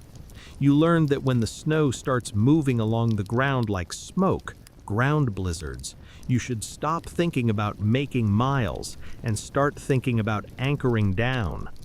People in the 19th century relied heavily on these cues, and accounts often mentioned the stark difference between veterans who recognized the smell of a storm and newcomers who underestimated it until it was too late. Historians still debate whether the major tragedies of the settlement era were due to a lack of knowledge or due to social pressures that pushed people into risky behavior. A teacher sends children home because staying overnight seems improper. A traveler pushes on because turning back feels like failure. A family delays reinforcing their shelter because they want to save daylight or fuel. In a tent during a blizzard, you can feel exactly how those pressures work. Pride is not warm. A schedule is not warm. The only warm things are fire, insulation, and good choices. As you shovel around the perimeter of your tent, you discover a drift that has formed a neat aerodynamic ramp up one side of the canvas. It looks convenient, as if the storm has built you a staircase. In reality, it is a trap. That ramp gives the wind a surface to climb, increasing the pressure on the fabric and adding a massive snow load where the structure is weakest. So you cut it down, tossing the snow downwind, watching it scatter and settle into new shapes. You also realize something else about the landscape. Snow lies. Drifts can look stable but hide deep voids or hollows around brush and rocks. Step wrong and you plunge knee-deep or waist-deep, risking a twisted ankle or a broken leg. In a world without ambulances, an ankle injury is a survival crisis. So you move with deliberate caution, testing the ground, respecting the snow not just as weather, but as a terrain that is trying to trick you. In a blizzard camp, injury acts as a catastrophic multiplier of risk. This is a brutal historical lesson. Many winter emergencies turned fatal not because of one cinematic disaster, but because of a small, mundane injury, a twisted knee, a crushed finger, a strained back that made movement slow, chores impossible, and shelter management sloppy. Here is a quirky tidbit that appears in some winter accounts and oral traditions. People navigated short distances in whiteout conditions by keeping one hand on a guide rope tied between the shelter and critical spots, like the latrine or the animal picket line. It is a simple, low-tech guideline that can prevent a person from walking in circles just 10 steps from safety. It sounds almost silly until you imagine the whiteout completely swallowing your sense of direction. The rope becomes a literal lifeline back to existence. You consider rigging one and feel incredibly clever, as if you just invented safety.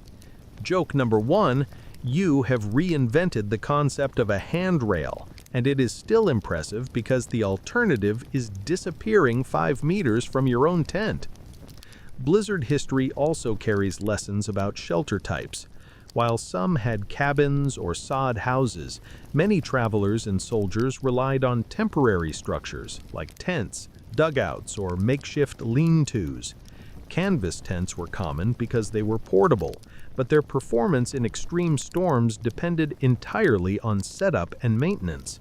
Communities learned, sometimes tragically, which designs held up better to wind shear and snow load.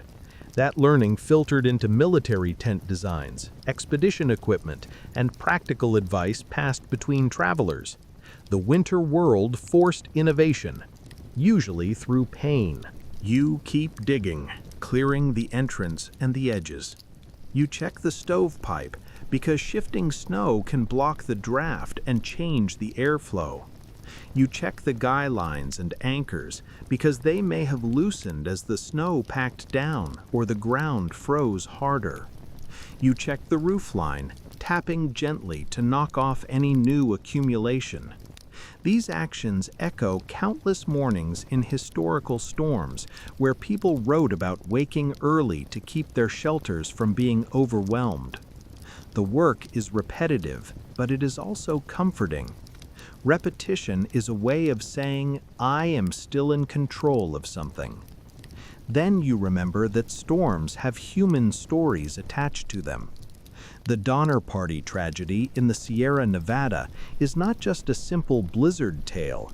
It is a complex story of winter confinement, delayed travel, and the harsh consequences of being trapped by snow.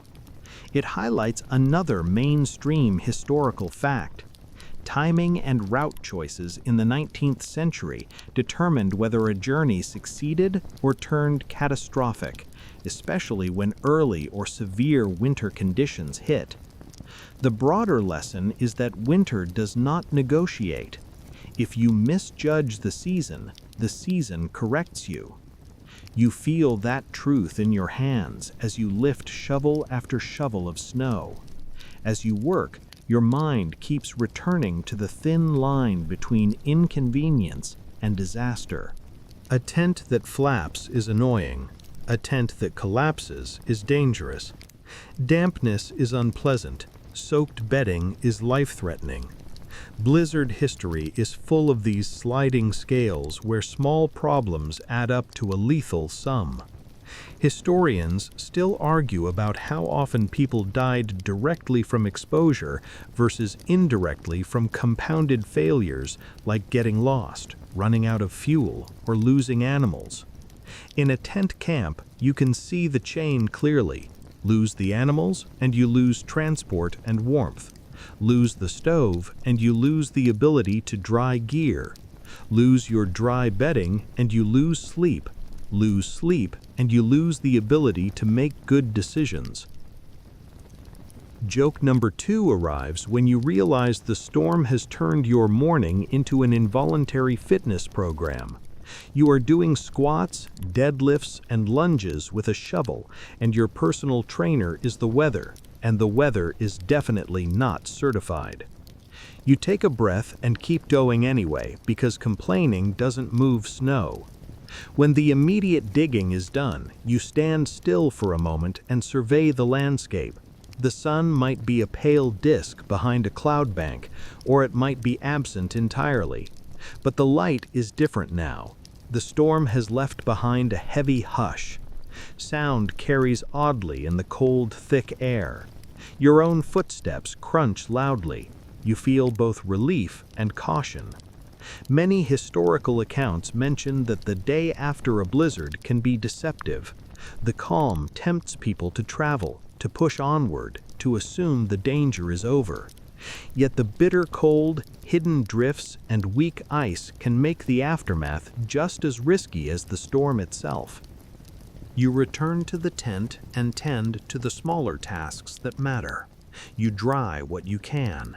You eat again because shoveling burns massive amounts of energy. You check on the animals because they may be iced up or exhausted. You do not treat this as optional. You treat it as the rent you pay for getting through the storm season. Joke number 3. You realize that frontier sleeping is basically a series of chores with occasional unconsciousness inserted as a bonus feature. Your body warms from the work, but you diligently avoid sweating. You vent your layers, then close them again. You drink carefully. You settle back into the tent with the distinct sense that you have learned something the hard way, the way so many others did before you. Blizzards are not just weather, they are events that reveal what you prepared for and what you merely assumed. In the small world of a canvas tent, those lessons are immediate, written in the snow piled at your door and in the steady ache of muscles that kept you alive. You learn quickly that snow is not just something that falls on you. Snow is a material, something you can shape, read, and use. And the people who live with it year after year tend to understand it in a way that outsiders simply do not. Out here, the blizzard is not a surprise guest, it is a seasonal certainty. So you begin paying attention to knowledge that does not come from a handbook or a neat list, but from lived practice: how to move, how to build, how to conserve energy, and how to keep your shelter from becoming a damp, freezing trap. One of the first lessons is about wind, and it is almost embarrassingly simple. Do not fight the wind head on if you can help it. You watch how the land shapes the airflow. A ridge accelerates the gusts. A cluster of trees breaks them up. Even a small dip in the ground can create a calmer pocket. People who grew up in snowy regions learn to read these patterns the way a city dweller reads traffic. Where does the snow collect in drifts? Where does the wind scour the ground down to hard crust? Where does it swirl? That reading isn't academic. It dictates where a tent belongs, where an emergency shelter belongs, and how you avoid waking up to find your entrance sealed shut like a snow-glued envelope. A mainstream historical fact is that settlers, explorers, and military travelers in North America often adopted indigenous cold weather practices when they realized European habits alone were insufficient for local conditions. That adoption happened in clothing choices, moccasins over boots, travel methods, snowshoes and toboggans, and shelter strategies. Sometimes it was acknowledged with respect. Sometimes it was taken quietly and treated as common sense the moment it worked. Either way, the practical impact shows up in how people survived winters that otherwise would have crushed them. You notice how snow can insulate when used correctly. The idea seems backward at first. Snow is cold, so how can it keep you warm? Then you learn that snow is full of trapped air, and trapped air reduces heat loss. A compacted snow wall can block the wind and create a dead air zone around your tent. A snowbank can serve as shelter if shaped properly. Even digging down can help because the air near the ground is often less turbulent. Wind is the real thief of heat. You begin to understand why some winter travelers dig a shallow pit or build a low barrier, not to make things warm like a summer blanket, but to make them stable like a quiet room. You also learn about snow shelters that don't rely on canvas at all. This isn't because you are trying to become a winter wizard, but because canvas can fail and wind can shred fabric. A snow trench with a roof of poles and boughs covered with snow can create an emergency shelter surprisingly quickly if the materials are available. A well-shaped snow shelter can reduce wind exposure dramatically, turning a lethal environment into something survivable for a night. The trick is structure and ventilation. You do not want a sealed tomb. You want a shelter that blocks the wind while letting fresh air circulate. Historians still debate whether the widespread adoption of certain snow shelter techniques by settlers happened mainly through direct instruction and cooperation with indigenous communities or through observation and imitation during travel and trade. It is likely a mix, varying by region and relationship. In your own experience, you can feel how knowledge spreads even without formal teaching. You see something work, you remember it, and you repeat it. The difference is that here, repeating it correctly can keep you alive. Clothing knowledge comes with the same blunt clarity. Fur trim around a hood is not just decorative, it creates a boundary layer of still air that reduces wind chill and helps keep warmth around the face. You notice that a good hood can be more effective than a hat alone because it manages air movement around your neck and ears. You also learn that moccasin-style footwear, when used with proper insulating liners, can be warmer and more flexible than rigid boots, though this depends heavily on conditions and materials. The key point is that flexibility and dryness matter as much as thickness.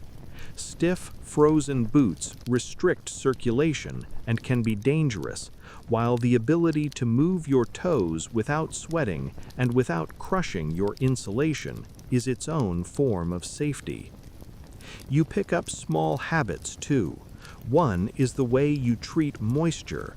Wetness is not just uncomfortable, it is a danger multiplier. So you keep layers dry by venting during work and insulating during rest. You avoid sitting directly on the snow if you can, because contact steals heat instantly and soaks fabric. You use natural materials like boughs or bark as barriers whenever possible.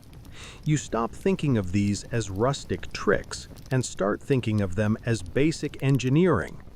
There is a quirky tidbit that circulates in winter travel lore. Some people chew or suck on small bits of fat or oily food during long cold periods, not as a full meal, but as a steady morale and energy boost that feels warming. It isn't magic heat in the mouth, it is a practical way to keep calories trickling in without stopping to cook. In some traditions and journeys, fat-rich foods like pemmican were valued not only for nutrition, but for how they supported endurance and internal heat generation. You try it, and you realize it is less romantic than it sounds. It is like eating a candle that is trying its best. Joke number 1, your taste buds deserve sympathy, but your furnace needs fuel. Travel techniques also shift. You learn to recognize when walking straight is the wrong idea. In deep powder, post-holing, plunging deep with every step, burns massive amounts of energy. Shoe snows change the equation, spreading weight and keeping you on top of the drifts. The sensation of moving across snow without sinking is so relieving it feels like cheating. The construction, a wood frame with rawhide lacing, varies by region and tradition, with designs tuned to different snow types and terrain. Wider, rounded bear paws for maneuvering in dense forests. Long, narrow styles for open spaces and deep powder. You don't need to memorize the categories to appreciate the effect. You strap them on, and suddenly the landscape stops grabbing your legs like it wants to keep you. You also learn about pacing. In cold conditions, charging ahead feels brave, but it ends in sweat and exhaustion. A steady, deliberate pace keeps your body warm without soaking your layers. You take shorter steps. You rest in sheltered spots. You keep breaks brief because stopping too long lets the sweat cool and the cold sink in. This is the kind of discipline that looks boring from the outside, but from the inside, it feels like wisdom you earned through discomfort. Another lesson is about fire, but not in the simplistic way. You learn where to build it so the wind doesn't steal it. You learn how to use a reflector wall of green logs or packed snow to bounce heat back toward you. You learn to keep your firewood protected from drifting snow. You learn that the direction of the smoke tells you about wind shifts before you feel them. You also learn the hard truth that fire is not always the answer. Gathering fuel in a blizzard can be more dangerous than simply enduring the cold under good insulation. This is where judgment matters, and judgment comes from experience, shared or borrowed. Joke number 2 arrives when you realize how quickly you've become a snob about snow quality. You find yourself touching the snow, looking at it, and thinking things like, "This is good for packing," or "This is too sugary," or "This crust will support weight." You have accidentally become a snow critic. If there were awards, you would be nominated for Most Serious Person to Ever Squeeze a Handful of Frozen Water. You begin to see the storm as something with structure. Wind direction shapes the drifts. Temperature determines where the snow is dry and sharp versus wet and heavy. The look of the sky can hint at changes hours before they happen. Even the sound changes with conditions. Dry snow hisses and sands the tent. Wet snow thumps. You start storing these impressions the way you store food for later use when you really need them. There is also the matter of community knowledge. In winter, survival is rarely solitary, even when you are physically alone. You benefit from what someone told you at a trading post, what you observed in another camp, what you saw someone build when the weather turned. Sometimes the exchange is friendly, sometimes it is tense, sometimes it is simply practical. You take what works and you discard what fails. Over time, a patchwork of strategies forms, and you can feel how that patchwork spreads along routes, through settlements, and through repeated winters that punish the same mistakes. Historians still argue how to describe this borrowing fairly, because it can involve genuine learning and respect, but it can also involve extraction and erasure. In your own small sphere, the practical truth remains. Techniques that fit the land and climate tend to survive. People who refuse to adapt tend to suffer. The blizzard does not care where an idea comes from. It only cares whether the idea keeps you warm, dry, and sheltered. Joke number 3 comes softly as you settle into your tent with these lessons in mind. You realize you aren't just trying to sleep. You are trying to become the kind of person who can look at a storm and think, okay, what is the smart, boring thing to do next? That is the least glamorous transformation imaginable. It is also one of the most effective. You lie down with your bedding arranged, your layers managed, your shelter choices shaped by what you've learned about wind and snow. Outside, the blizzard remains a force, but inside your mind, it is less mysterious. You do not feel invincible. You feel oriented. You feel capable of the small, correct actions that add up in a canvas tent during a blizzard. That is what knowledge becomes. Not a story you tell later, but a quiet series of decisions that let your breathing slow, your shoulders soften, and sleep finally find you without a fight. You discover that blizzards create two kinds of stories, the ones that actually happened, and the ones that happened in people's imaginations at 3 a.m. and got promoted to fact by breakfast. In a canvas tent, the line between those two gets fuzzy because your senses are tired, the wind is loud, and everything looks like a blank white stage where your brain can cast any drama it wants. Start with the famous beard problem. Yes, your breath can freeze on your mustache or beard and turn it into a crunchy little chandelier. It is real, it is uncomfortable, and it makes you look like a human holiday decoration that no one asked for. But the myth that a frozen beard automatically means you are about to die is exaggerated. What it really means is that moisture is freezing on contact, and you need to manage dampness near your face. Keep your skin protected and watch for numbness. The beard ice itself is not the enemy. The enemy is the cold wind stripping heat faster than your body can replace it. You also hear dramatic claims about hypothermia happening instantly. Reality is more boring and more dangerous. Cold injury often creeps in, especially when you are exhausted, underfed, damp, and trying to rest. It is not always a sudden cinematic collapse. It begins as shivering that becomes less violent and effective, clumsy hands, foggy thinking, and an odd, misplaced calm that can trick you into making poor choices. A mainstream historical fact is that 19th century settlers and travelers described exposure and frostbite in journals and letters, but medical understanding and terminology were not always consistent. People often explained symptoms in plain language rather than modern clinical categories, making the historical record full of vivid details but also full of confusion. Then there is the alcohol myth. Someone inevitably insists a drink will warm you up.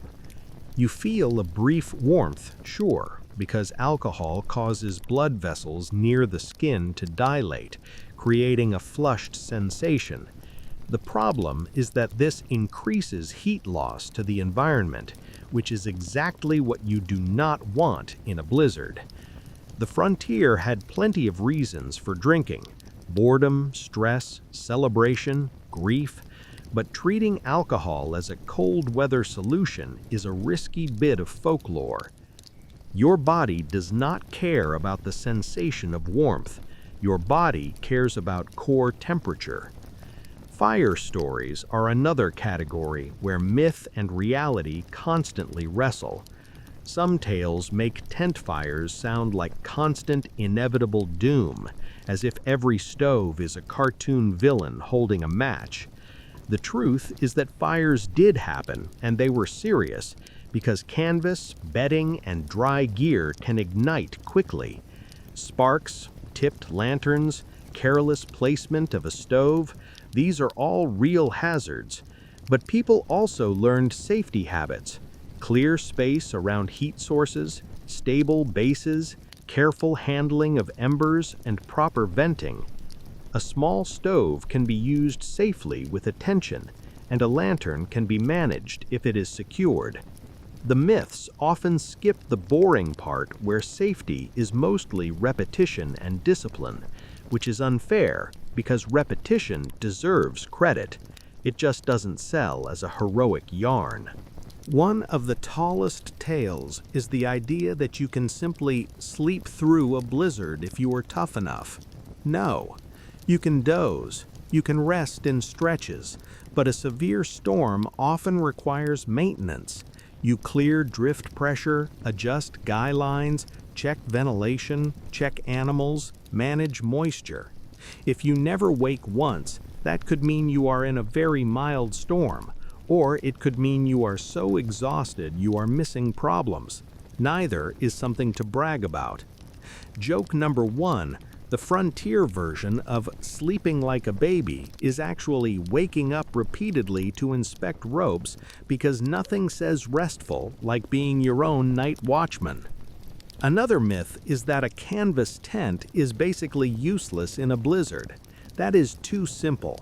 Canvas blocks wind, reduces direct exposure, and creates a controllable pocket of air. It is not a cabin, but it is a meaningful barrier when combined with proper pitching, wind breaks, packed snow platforms, and good bedding. People traveled, hunted, and worked in winter for decades using tents and temporary shelters because they were portable and practical. The danger comes when a tent is treated like magical armor instead of a system that needs active management. Now, consider the heroic rescue stories. Some are true. People did go out into storms to find others, and communities did organize searches after blizzards. But storytelling tends to smooth the rough edges. The version told later might ignore the messy parts, wrong turns, arguments, paralyzing fear, and the fact that sometimes people survived purely by luck. Historians still argue whether frontier blizzard narratives became more dramatic over time as they were retold in newspapers, memoirs, and local legend, or whether the original events were genuinely as extreme as later accounts suggest. The likely answer is both.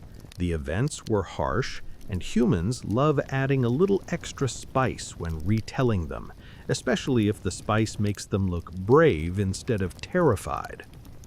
You meet another category of myth inside your own head, the sound equals catastrophe myth. A loud snap of canvas can make you imagine the entire tent collapsing. A long groan from a pole can feel like a warning of immediate failure. Often, those sounds are normal movement under wind load.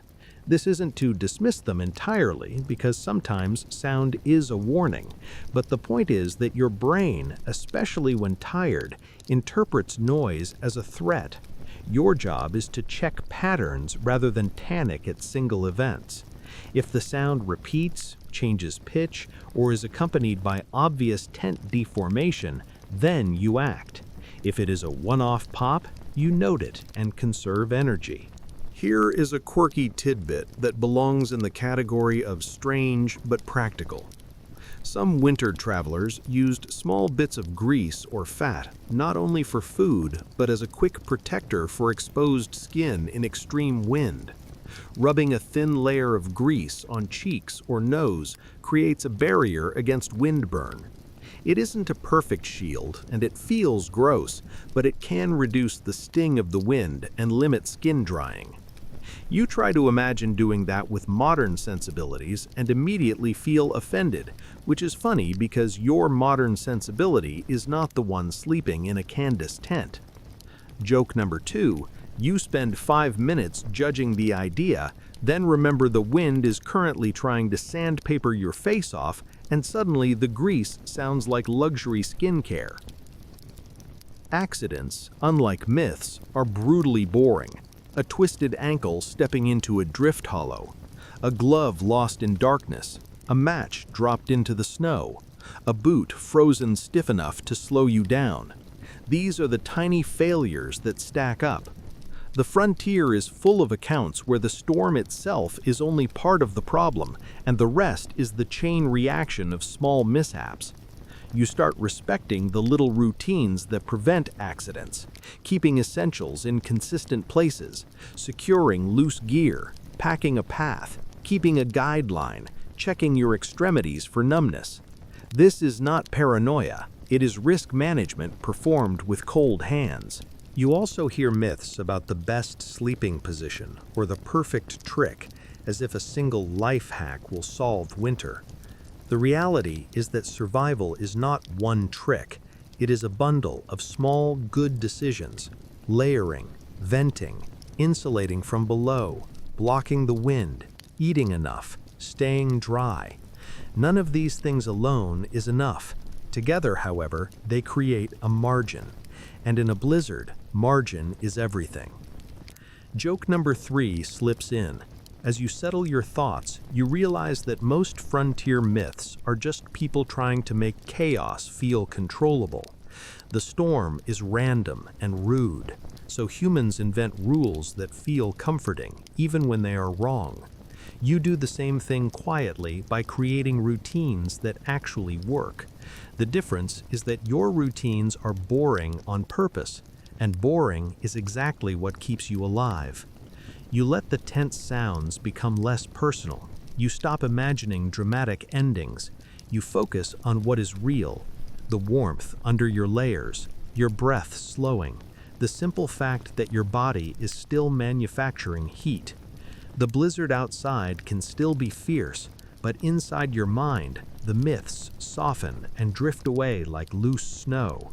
What remains is the practical truth. Survival is not a legend. It is maintenance, attention, and the refusal to be fooled by stories, even your own.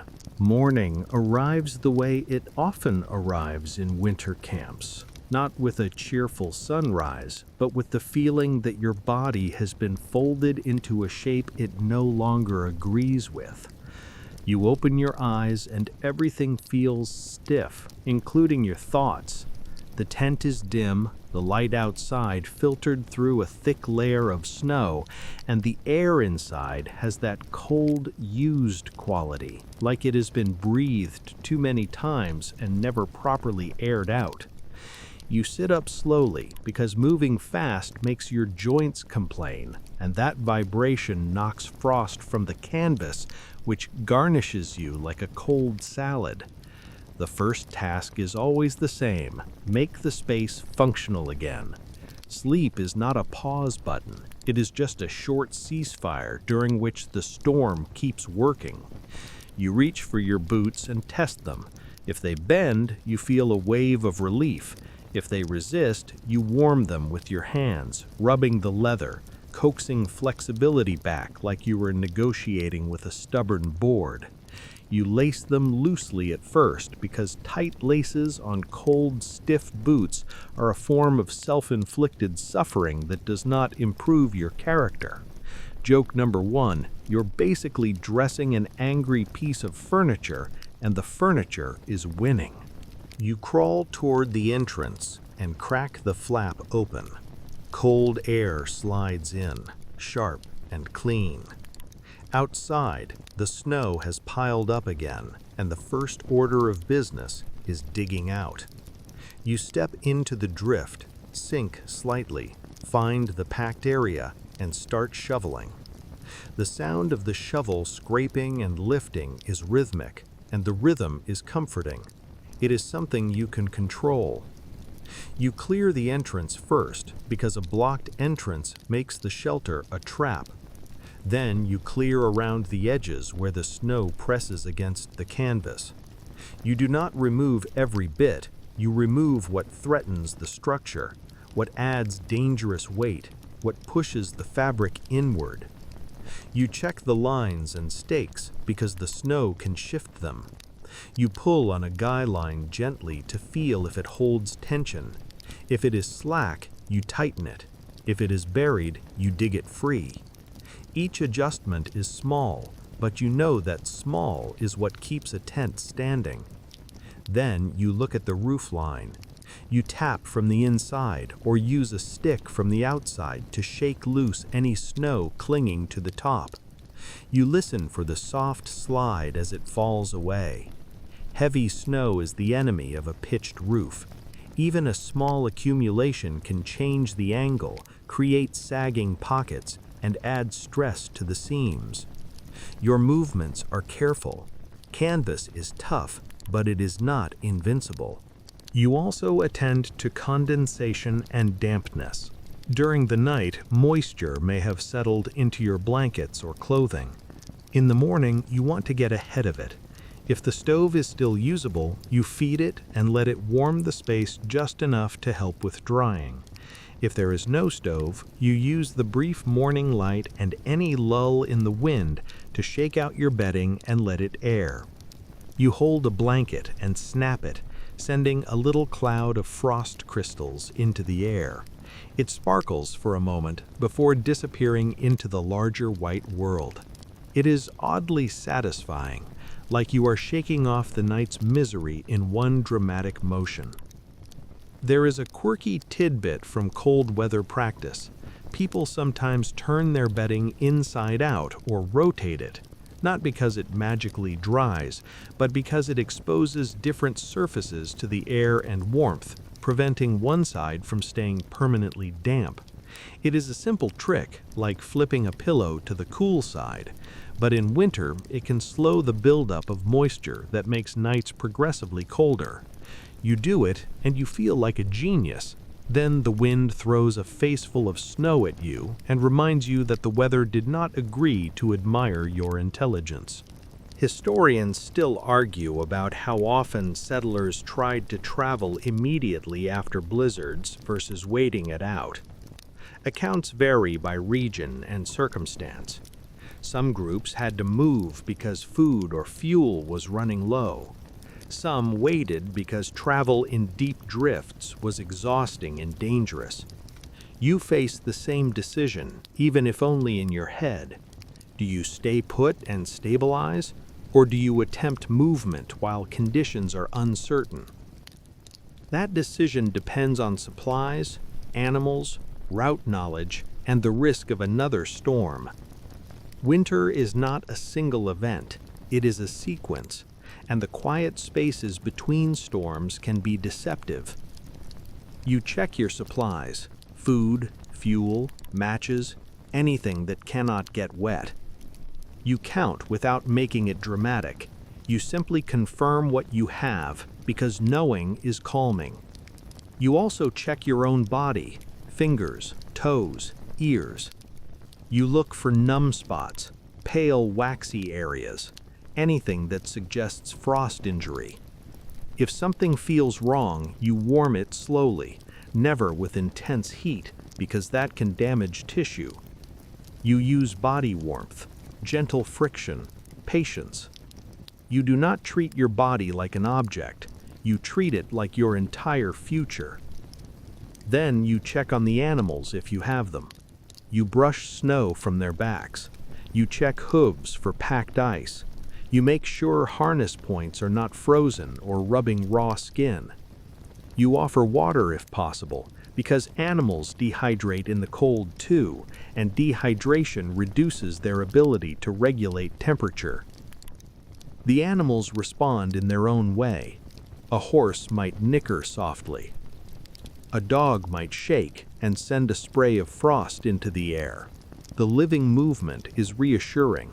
Once the immediate chores are done, you begin preparing to move if movement is necessary. Travel after a storm is slow. Trails disappear. Landmarks are buried. If visibility is still poor, you risk getting lost near camp. Some people used compass bearings and counted paces between known points. Others followed fence lines or tree lines. Some used guide ropes for short distances. The goal is to avoid wandering in circles. A whiteout can make you feel like you are walking straight when you are actually curving. It is a strange, dangerous trick of perception. You also manage the tent itself.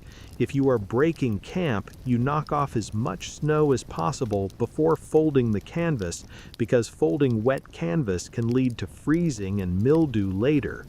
In extreme cold, canvas can become stiff, and folding it can actually crack the fibers, so you warm it slightly if you can, or you fold it carefully, accepting that you are packing a reluctant sheet of frozen cloth that does not want to cooperate.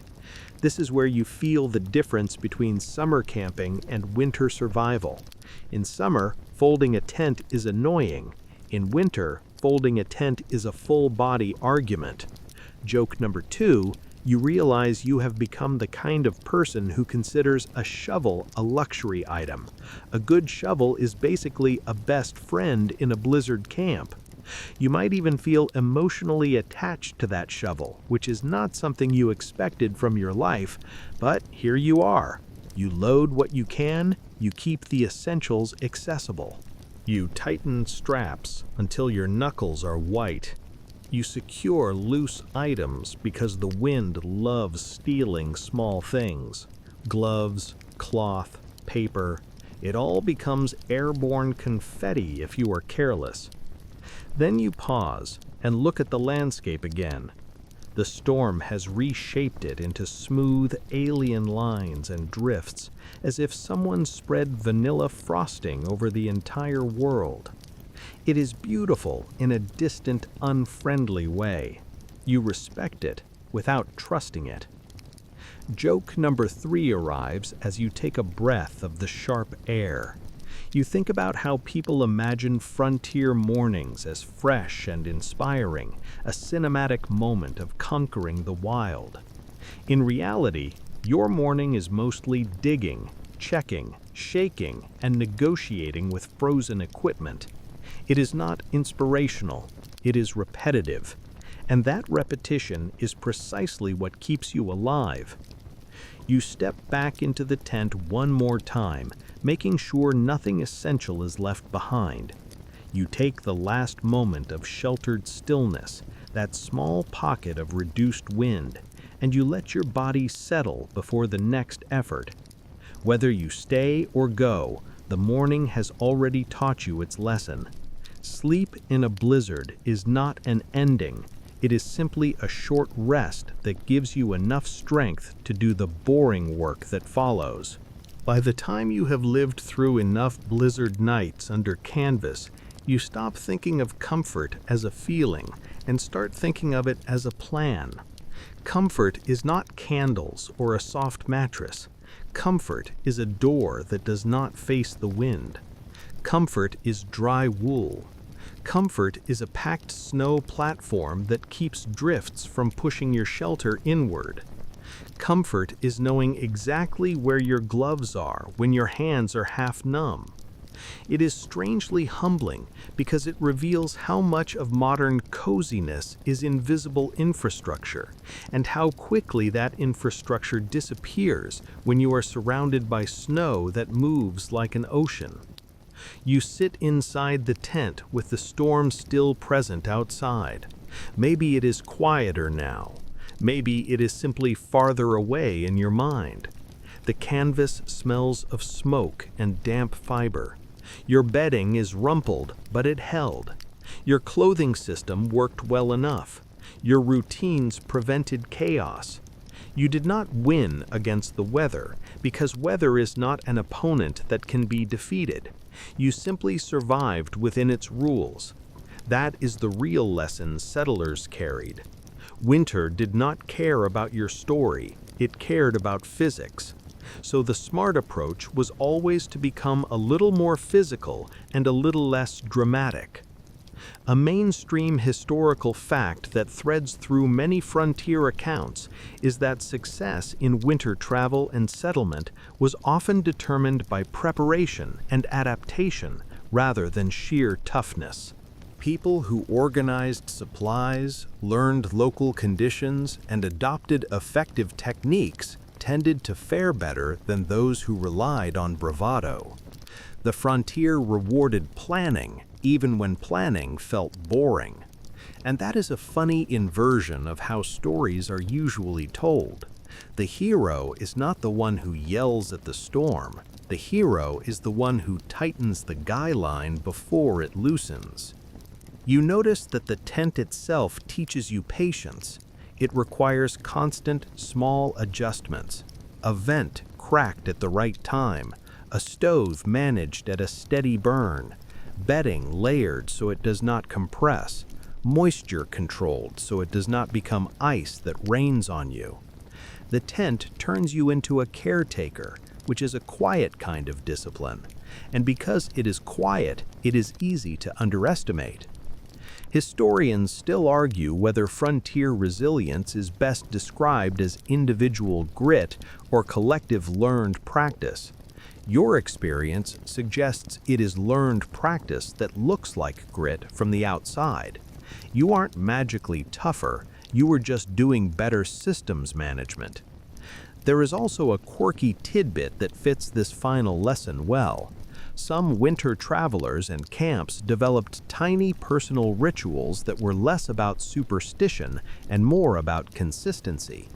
The same sequence of tasks each night, the same placement of tools, the same small phrase said aloud, even if only to yourself, as a marker that everything important has been checked. It is not a spell. It is a mental switch that tells your brain it can relax. The ritual becomes a bridge between alertness and sleep. In modern terms, it is basically a bedtime routine, except the stakes are higher and the pajamas are wool that itches like it has a personal grudge. Joke number 1, you realize the frontier has turned you into the least glamorous version of an engineer. You aren't designing bridges, you are designing a warm pocket of air around your knees. Still, the work is real, and it deserves respect. You think about what you carry forward from this experience. You carry the understanding that warmth is not one thing. It is calories, shelter, insulation, and moisture management working together. You carry the appreciation for small tools, a shovel, a hat, dry socks, a simple stove. You carry the habit of preparing before you are desperate, because desperation makes you sloppy. You carry the habit of watching the wind and snow with curiosity rather than fear, because fear wastes energy and curiosity collects information. You also carry a new relationship to sleep. Sleep becomes something you earn through preparation and calm. It becomes something you protect. You do not demand perfect conditions. You create adequate conditions, and then let your body do what it can. That mindset is useful far beyond blizzards. Modern life has its own storms, loud in different ways. The lesson is still the same. You cannot control everything, but you can control the small routines that keep you steady. Joke number 2 arises when you think about how people brag about being low maintenance. You have learned that low maintenance is not a virtue in winter. High maintenance is the whole point. The tent is high maintenance. Your body is high maintenance. Your socks are high maintenance. And honestly, that is fine. You are allowed to be needy when the air is trying to turn your breath into ice. Now you let the night slow down. Not as a story beat, but as a soft settling. You lie back. The canvas above you is quieter now, or maybe you are simply less reactive to its sounds.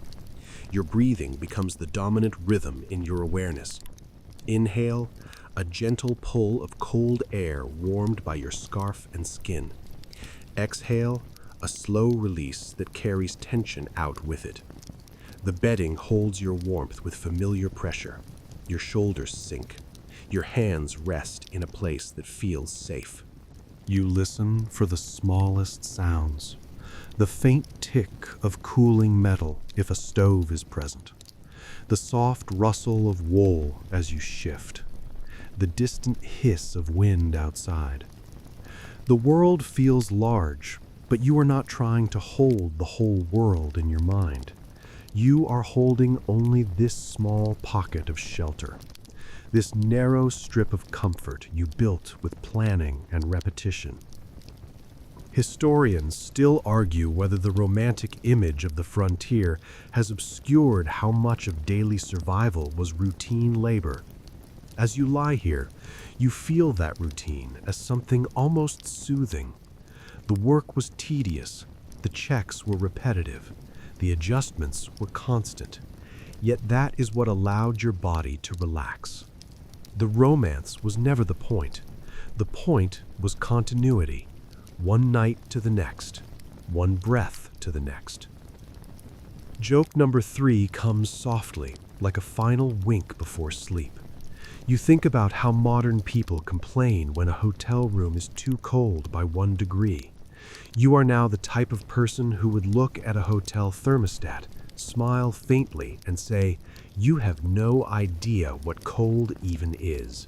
Then you would immediately take a nap because you deserve it. And now comes the wind down, the part where the storm becomes less of an event and more of a distant texture. Your eyelids feel heavy in a gentle way. The muscles in your face loosen. The tension in your forehead smooths out. The blizzard outside, whether it continues or fades, no longer demands your full attention. The tent holds, the bedding holds, and your body is allowed to drift. You imagine the snow beyond the canvas settling into soft contours, not threatening, not dramatic, just quiet shapes in the dark. You imagine the wind passing over those shapes and losing its sharp edge, becoming a steady hush.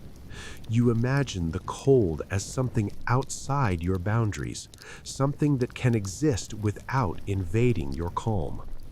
The inside of the tent becomes smaller in your mind, cozier, not because it is warm like a modern room, but because it is familiar and contained. You breathe slowly. Each breath is a small, steady confirmation. You are here. You are safe enough. You have done the boring work that makes rest possible. The storm can do what it does. Your job now is to let your body recover. The last thoughts drift like light snow, slow and quiet, dissolving before they become words. The canvas above you is only fabric, but it is also shelter. The blankets around you are only fibers, but they are also warmth. The routines you followed are only habits, but they are also survival. And as you settle deeper, everything becomes softer at the edges, like the world is gently blurred by falling snow that no longer feels sharp.